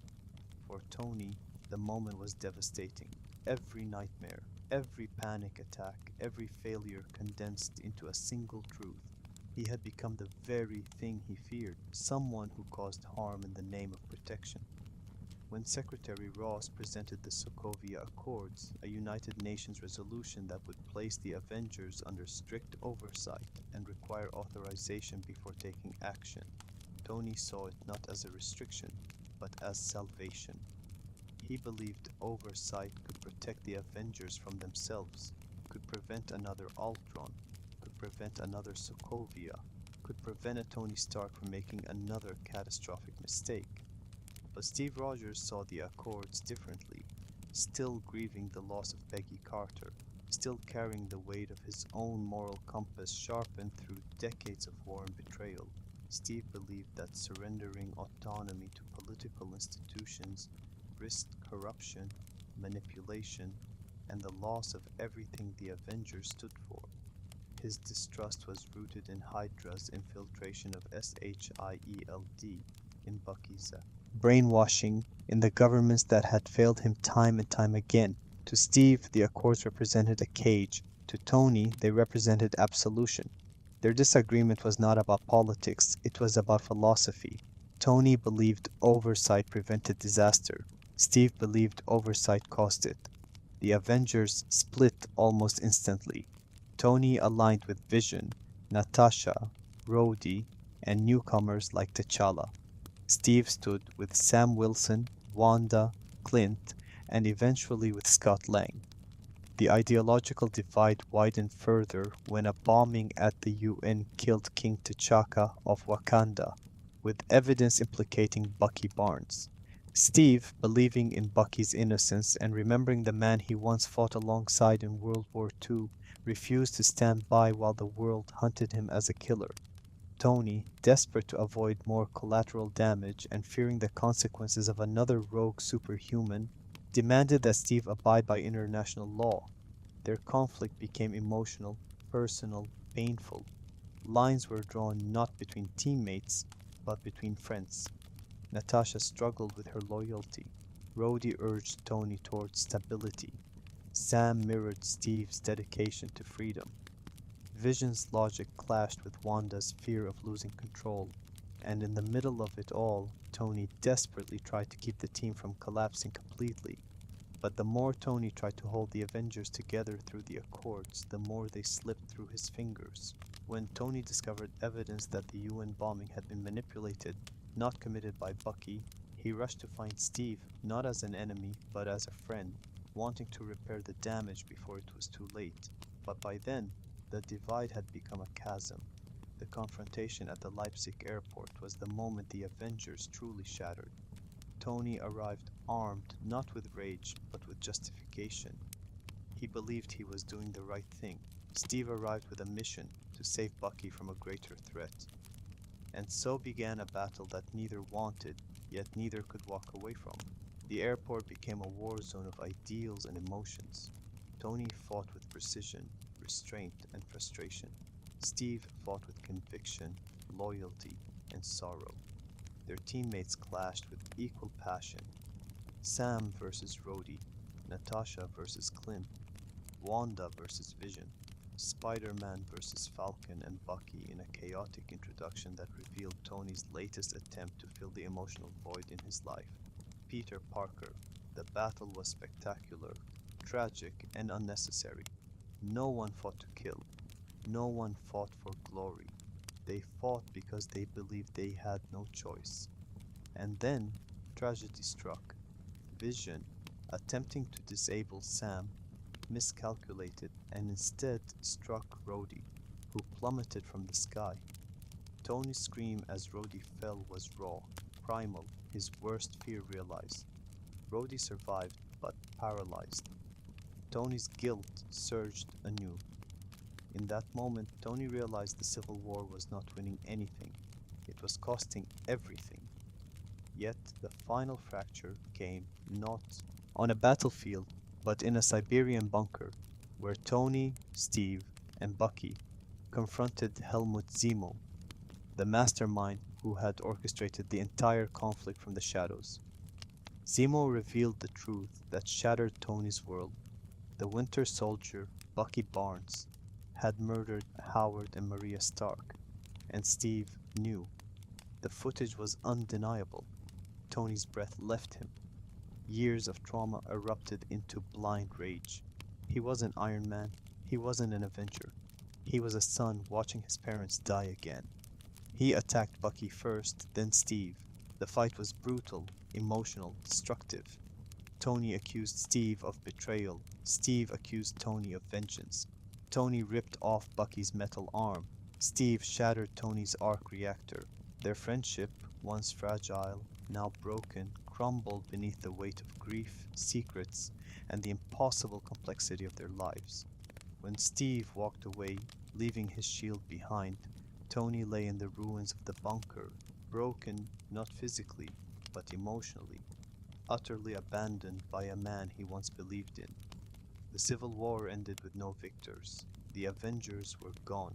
Thanos was coming, and Tony Stark, now alone, guilt-ridden, and haunted more deeply than ever, would soon face a threat that made Sokovia look small, New York look tame, and Civil War look trivial. But for now, Tony wasn't thinking about cosmic war. He was thinking about the hollow silence where his team used to be, the weight of losing Steve Rogers, and the painful truth that everything he had tried to do to protect the world had only torn it apart. Chapter 12: Isolation and Responsibility. In the aftermath of the Avengers' collapse, Tony Stark found himself standing in a silence more suffocating than any battlefield, a silence filled with the echoes of friendships broken, promises shattered, and a world that continued to spin even as his own seemed frozen between guilt and exhaustion. For the first time since putting on the Iron Man suit, Tony was truly alone, detached from the family he had built, cut off from Steve Rogers, at odds with half the team, and burdened with a responsibility he could hardly bear, because the world still needed protection. Threats still loomed, and Tony, despite everything, remained one of the only people capable of confronting them. But isolation does strange things to a man whose entire identity has been forged through creation, conflict, and constant motion. Tony retreated into work, but this time not with the frantic, desperate energy that fueled his post-New York self. Instead, he sank into a quieter, more focused determination, redirecting his pain into innovation, designed not to replace the Avengers, but to prevent tragedies from occurring without them. He began refining the technology from the Iron Legion, pushing toward autonomous systems capable of managing global crises without requiring Avengers' involvement. He restructured Stark Industries further, shifting it toward clean energy, AI ethics, and defense systems that could operate without mass destruction. Yet every breakthrough was stained with memory. Sokovia, the airport runway, Rhodey falling from the sky, the bunker where he learned of his parents' deaths. Tony's isolation was not simply physical, it was psychological, emotional, spiritual. He built walls that even Pepper struggled to penetrate, walls reinforced by the belief that connection only led to corruption, disappointment, or devastation. And yet, amidst the wreckage of his personal life, something extraordinary began to grow, the fragile roots of a new relationship, not built on armor or fear, but on vulnerability, trust, and the possibility of a future that Tony never believed he could have. Tony and Pepper's relationship had survived disaster after disaster, but the events of Civil War nearly destroyed them. Pepper had stepped away, unable to watch Tony spiral deeper into obsession and guilt. She loved him deeply, but she could no longer endure the heartbreak of seeing him sacrifice himself, piece by piece, to battles that never seemed to end. Their separation was painful and quiet, filled with unspoken apologies and unresolved longing. For Tony, losing Pepper was a wound more profound than any physical injury. It forced him to confront a truth he had avoided for years. He wanted a life beyond the suit. He wanted a future, one that included her. During this period, Tony found himself stepping into an unexpected role: mentorship. His encounter with a young Peter Parker during the airport battle awakened something inside him, something powerful and frightening, an instinct he had buried for so long he barely recognized it. Responsibility, protection, care. Tony saw in Peter a reflection of the boy he once was, brilliant, fearless, reckless, and desperate to prove himself. He saw potential, danger, and hope intertwined in a way he could never ignore. After the Civil War, Tony took Peter under his wing, not simply to recruit him or use him, but to guide him, to prevent him from making the same mistakes Tony had made, to protect him from the weight of heroism, to give him the mentorship Tony wished he had received from his own father. Their dynamic was awkward, heartfelt, often comedic, but beneath the surface it was transformative. Peter helped Tony rediscover purpose. Tony helped Peter understand responsibility, but guidance came with fear. Every time Peter leapt off a rooftop, Tony felt a surge of anxiety rooted not in distrust, but in the dread of losing someone else he cared about. His nightmares of New York, Sokovia, and the bunker merged with new terrors, images of Peter lying lifeless, of failure repeating, of history rhyming in blood. So Tony created the Iron Spider suit, not as a reward, but as protection. He monitored Peter's movements, sometimes too closely. He intervened when Peter faced the Vulture alone, nearly dying in a battle beneath the rubble of a collapsing warehouse. And when Peter, battered and terrified, told Tony he wasn't ready, Tony responded not with anger but with truth. If you're nothing without the suit, then you shouldn't have it. It was a lesson Tony himself had needed years earlier, spoken from the scars of his own evolution. Through guiding Peter, Tony confronted his own failures. Through protecting Peter, Tony became the man Howard always believed he could be. Yet even as Tony built connections with Peter, repaired his relationship with Pepper, and tried to redefine his role in the world, a shadow grew across the horizon, unseen, distant, but undeniable. Strange cosmic anomalies were reported. Asgardian refugees traveled through deep space. Rumors of a galactic tyrant named Thanos reached interstellar communities, and Tony, perhaps more than anyone, sensed the coming storm. He could not articulate it, but he felt it. an instinct sharpened by trauma, a whisper of destiny echoing through his thoughts. He began designing the Mark L armor, integrating nanotechnology and interplanetary capabilities. He modified satellites, created early warning systems, and developed technology designed not for Earth, but for the universe beyond it. His isolation became preparation, his guilt became momentum, his love for Pepper became a reason to fight the future rather than fear it. The turning point came when Tony, after months of emotional distance, reconciled with Pepper. He proposed awkwardly, spontaneously, imperfectly, and for the first time in years, he allowed himself to imagine a future without war. A future where Iron Man was not the only defining aspect of his identity. A future where responsibility didn't crush him, but grounded him. Pepper said yes, and for a brief moment Tony believed he had finally found balance. But responsibility has a cruel way of resurfacing.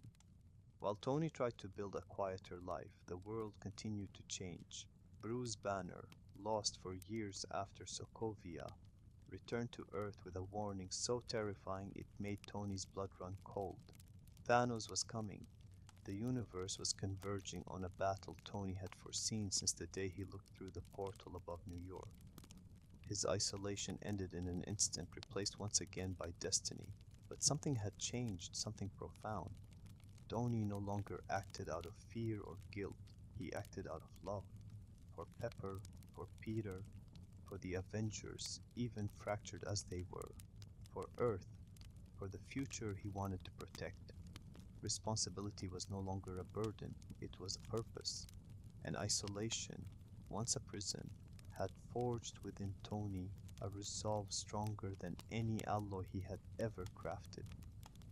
As he turned toward the sky above New York once more, hearing the distant rumble of alien ships descending, Tony Stark felt something he had not felt in years: readiness. The storm he had feared for so long was finally here, and he would face it not as a broken man, but as the Iron Man he had always been destined to become. Chapter 13: The Infinity War. The Infinity War began not with the fall of a city or the shattering of an alliance, but with a single message carried across the stars, a warning from Bruce Banner, delivered through broken breaths and trembling urgency the moment he crashed into the Sanctum Sanctorum, telling Tony Stark that the threat he had feared since the Battle of New York had finally arrived. Thanos, the Mad Titan, a being of impossible strength and cosmic ambition, was coming to Earth to seize the remaining Infinity Stones and bring balance to the universe by wiping out half of all life. For Tony Stark, the words hit with the force of prophecy. He had dreamed of this moment in nightmares ever since he flew through the Chitauri portal. He had built armor after armor, prepared for threats no one else believed in, carried the burden of a coming catastrophe like a man clutching a time bomb only he could hear ticking. Now the ticking had stopped. Now the danger stood at Earth's doorstep. In that moment outside the sanctum, Tony's life, his engagement to Pepper, his fragile peace, the world he tried to rebuild after Civil War, all shattered under the weight of inevitability. Doctor Strange and Wong explained the stones: time, space, mind, reality, power, soul. 6 cosmic artifacts capable of shaping existence itself.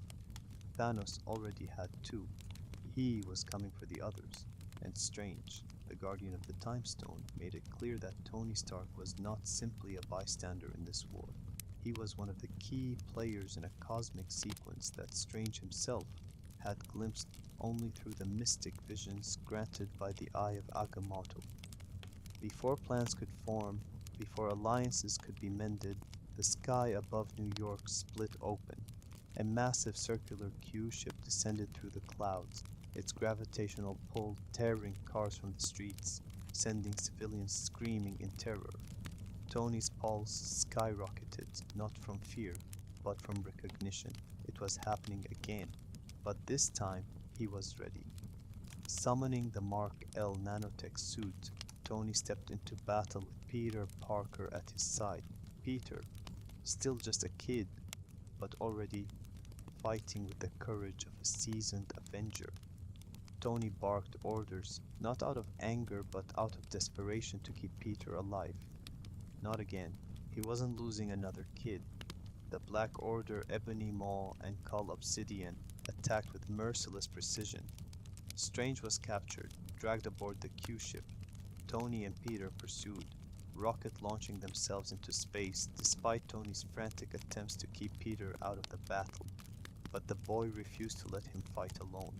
"You can't be a friendly neighborhood Spider-Man if there's no neighborhood," Peter said, anchoring himself to Tony not as a sidekick, but as someone who genuinely cared. Reluctantly, painfully, Tony inducted him as an Avenger. As the Q-ship hurtled toward Titan, Tony, Peter, and a newly returned Bruce Banner, unable to transform into the Hulk due to trauma, planned an improvised rescue. Along the way, unexpected allies arrived, the Guardians of the Galaxy, who ambushed Tony under the assumption he was one of Thanos' forces. After a chaotic confrontation, the two groups realized they shared the same enemy. Strange then used the Time Stone to peer into millions of possible futures. Only one ended in victory. He didn't reveal the details, but the gravity in his eyes told Tony everything. This battle would demand sacrifice. Meanwhile, across the universe, Thanos continued his brutal march. He acquired the Reality Stone on Nowhere, shattered the hope of the Guardians, and used the Power Stone to crush resistance. Thor, having lost his entire ship and nearly all his people, recovered aboard the Benatar with Rocket and Groot, setting off on his own path toward forging Stormbreaker, a weapon capable of killing Thanos. But Tony didn't know any of that. His war was approaching Titan, when he, Strange, Peter, and the Guardians landed on the desolate ruins of Thanos' homeworld, a planet once thriving but now reduced to dust. They prepared for the fight of their lives. Thanos arrived in a storm of power and certainty. What followed was one of the most extraordinary battles in the MCU. Iron Man, Spider-Man, Star-Lord, Drax, Mantis, Nebula, and Doctor Strange fighting together in a desperate coordinated attempt to restrain a cosmic conqueror. They nearly succeeded. Mantis subdued Thanos mentally. Nebula revealed the trauma of Gamora's death, and the gauntlet was almost torn from Thanos' hand, until Peter Quill, devastated by the revelation of Gamora's murder, attacked Thanos in blind grief, snapping him out of Mantis' hold. The mistake cost the universe everything. Thanos recovered, fought with renewed fury, and unleashed devastating force. Tony threw everything he had at him. Repulsors, nanoblades, foot rockets, entire swarms of reconfiguring nanotech weapons. Thanos was impressed, not mocking, but genuinely surprised at Tony's tenacity. "You're not the only one cursed with knowledge," he said, acknowledging the fear Tony had carried for years. But even Tony's brilliance could not overcome the power of 4 Infinity Stones. Thanos shattered pieces of the Mark L, tore away Tony's armor, stabbed him in the abdomen, and left him kneeling in the dirt, bleeding, exhausted, moments away from death.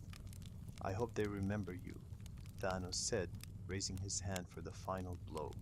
But Strange intervened. He offered Thanos the Time Stones, something he swore he would never do in exchange for Tony's life. Tony was stunned, confused, betrayed. Why?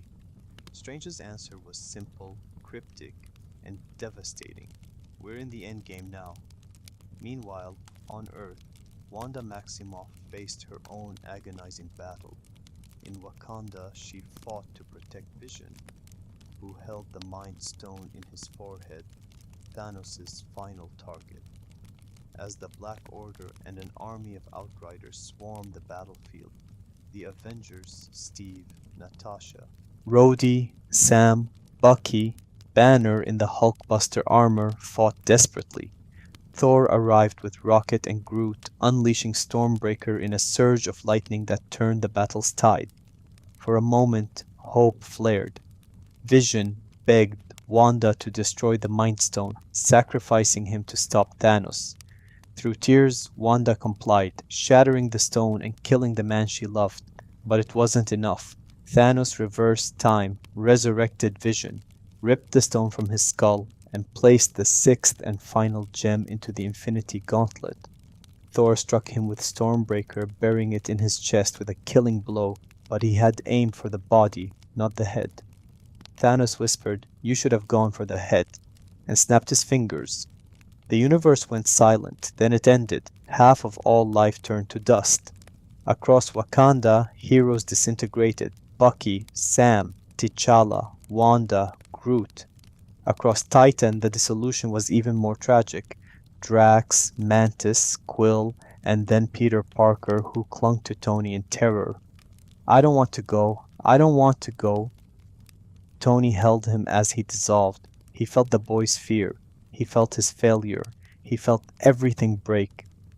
Titan fell silent. Tony dropped to his knees, alone except for Nebula. The man who had feared this moment since New York had finally watched it unfold and had lost everything. On Earth, the survivors stared in disbelief as dust settled onto the battlefield. Steve Rogers whispered, "Oh God." Thor collapsed. Banner froze. Natasha trembled. The world was dying around them, and in deep space Tony Stark sat amidst ruin, haunted by a single truth. He had foreseen the coming storm, prepared endlessly for it, and still failed to stop it. But even in despair, one faint spark remained. Doctor Strange had surrendered the Time Stone for a reason. A plan was in motion. And though Tony did not know it yet, his destiny was moving toward its greatest chapter, a chapter where he would not just fight to save the universe, but ultimately give everything he had left. Chapter 14. 5 Years of Silence. The 5 years that followed the snap were not simply a passage of time, but a wound carved into the soul of Tony Stark, a stretch of silence so heavy, so suffocating, that it felt as though the universe itself had stopped breathing the moment half of all life disappeared in a scattering of dust. When Tony and Nebula sat alone on the desolate surface of Titan, surrounded by the wreckage of a battle they had lost, Tony felt a numbness he had never known before. His body was shattered, his armor ripped to pieces, his hope extinguished. For the first time in his life, Tony Stark had no plan, no device, no backup strategy lurking in the corner of his mind. He simply waited to die. With oxygen dwindling aboard the Benatar, he recorded a message for Pepper, a final confession, a quiet farewell, a fragile attempt to make peace with the life he had lived and the failures he carried. His voice trembled not with fear of death, but with sorrow for the people he had lost. Peter, whom he held as the boy dissolved, Strange, who had given up the stone, the Guardians who fought beside him, the Avengers, fractured beyond recognition.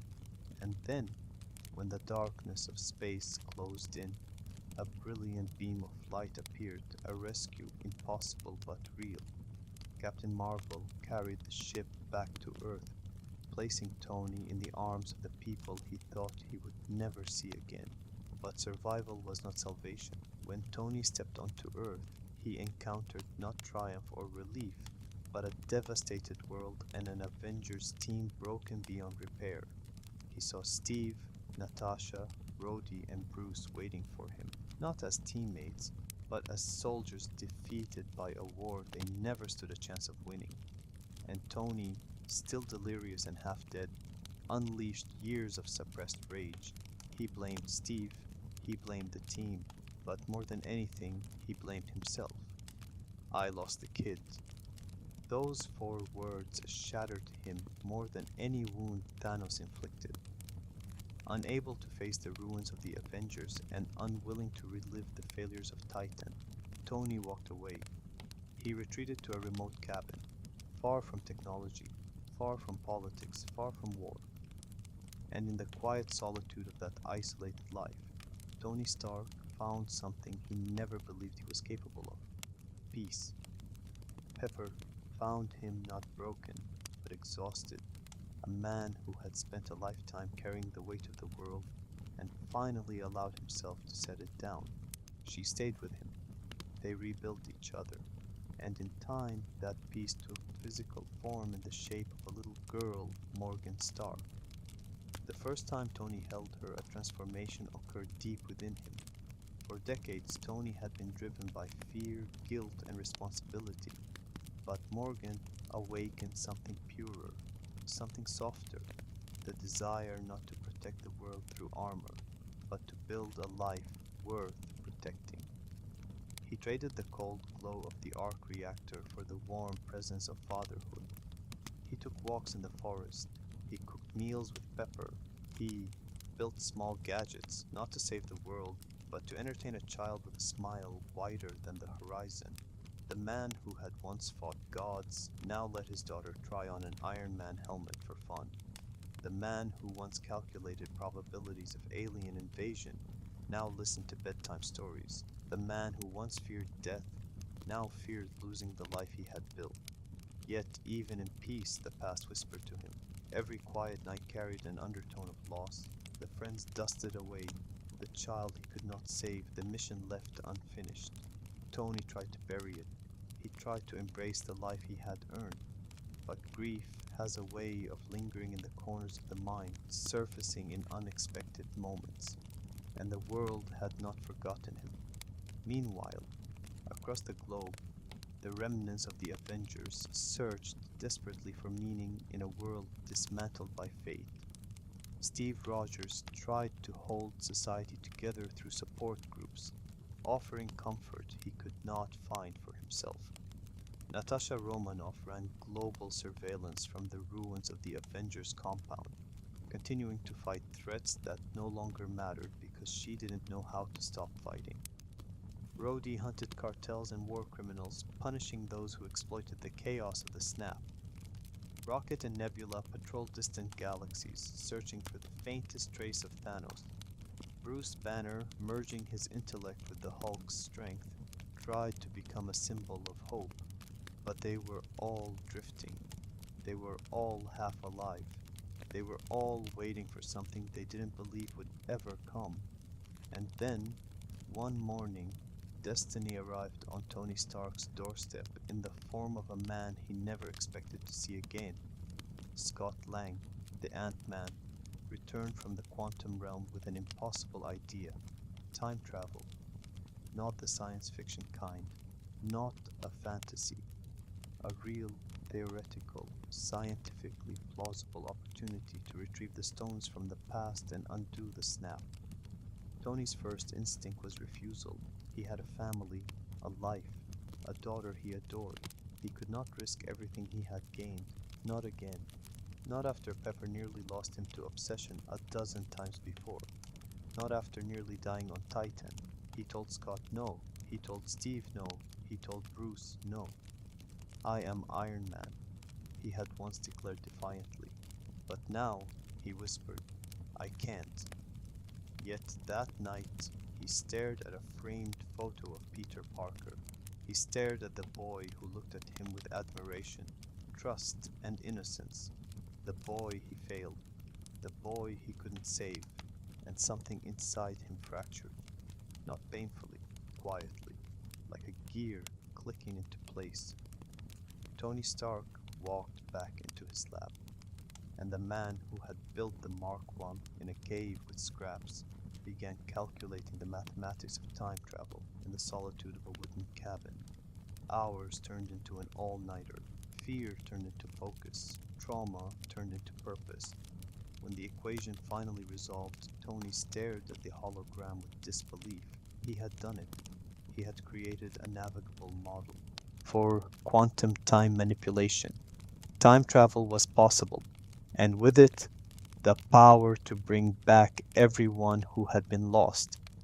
Tony sat in silence. He knew the stakes. He knew what it meant. He knew what he would sacrifice.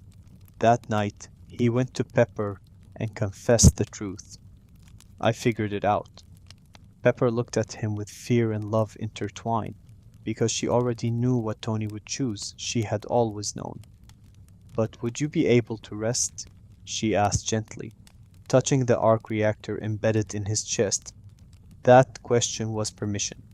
That question was goodbye.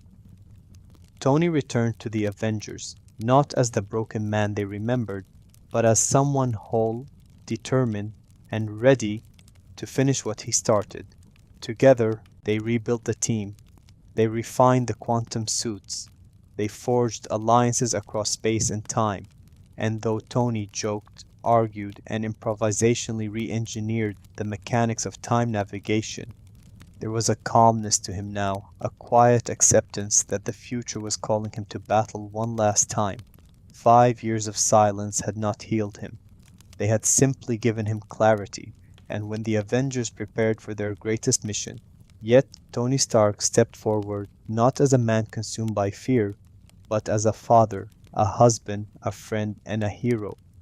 The storm he had predicted had passed. The storm that was coming would be his last. Chapter 15: Endgame of a Legend.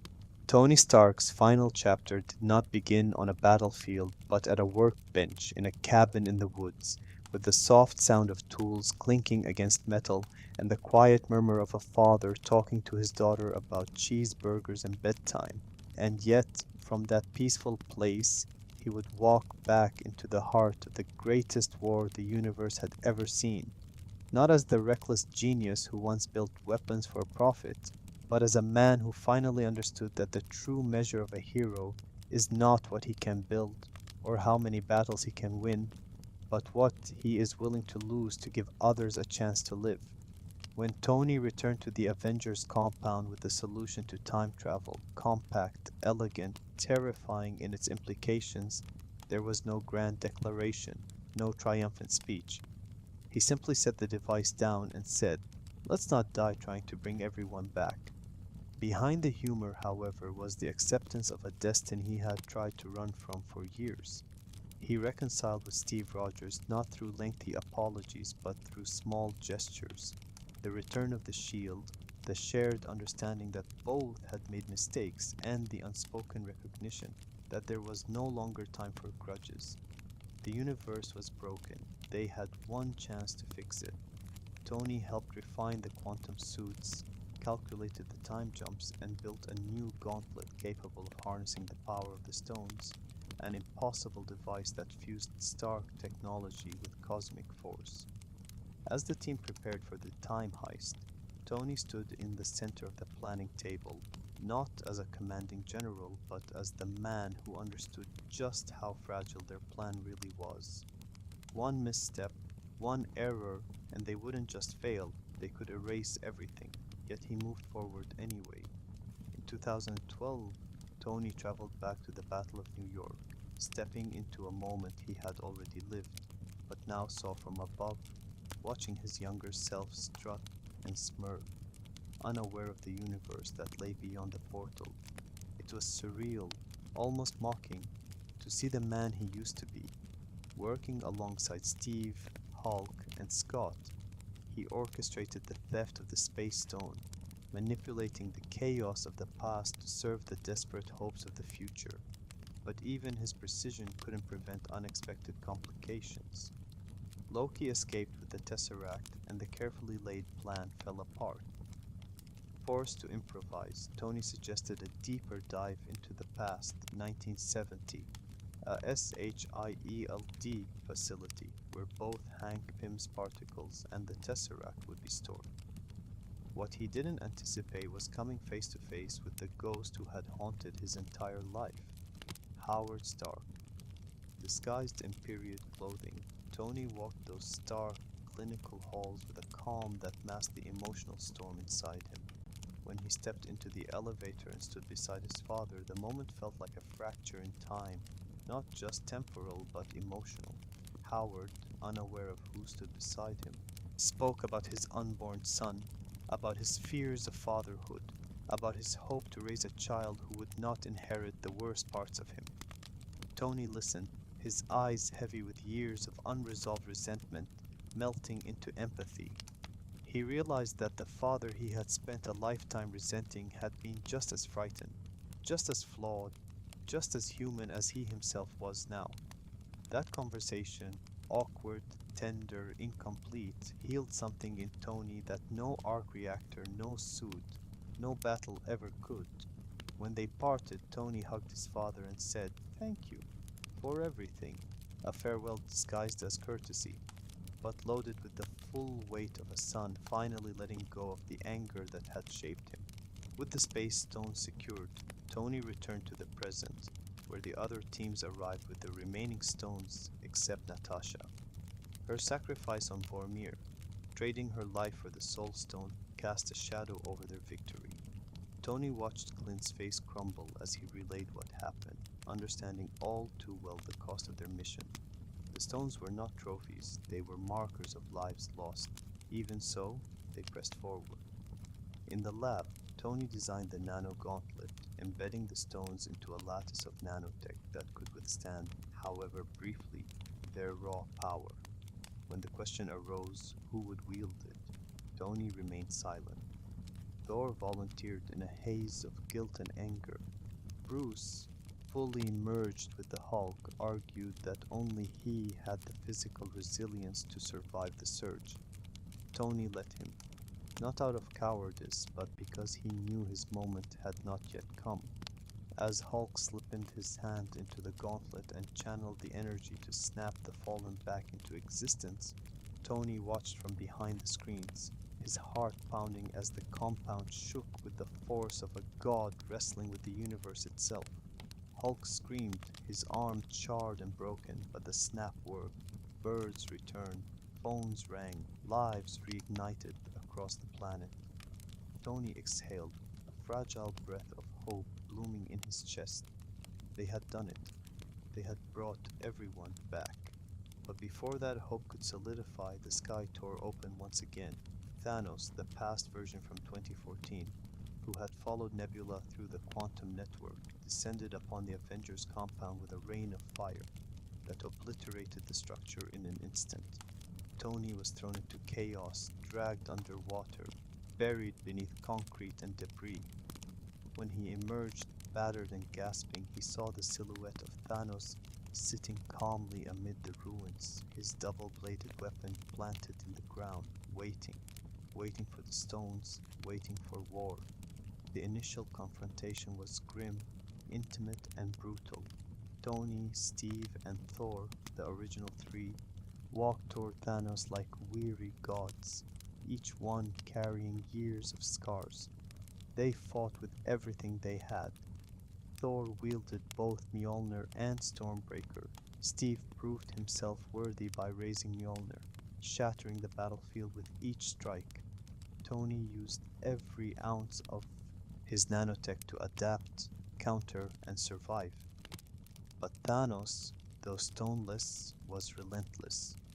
He overpowered them, breaking Thor to the ground, shattering Steve's shield into fragments, knocking Tony aside.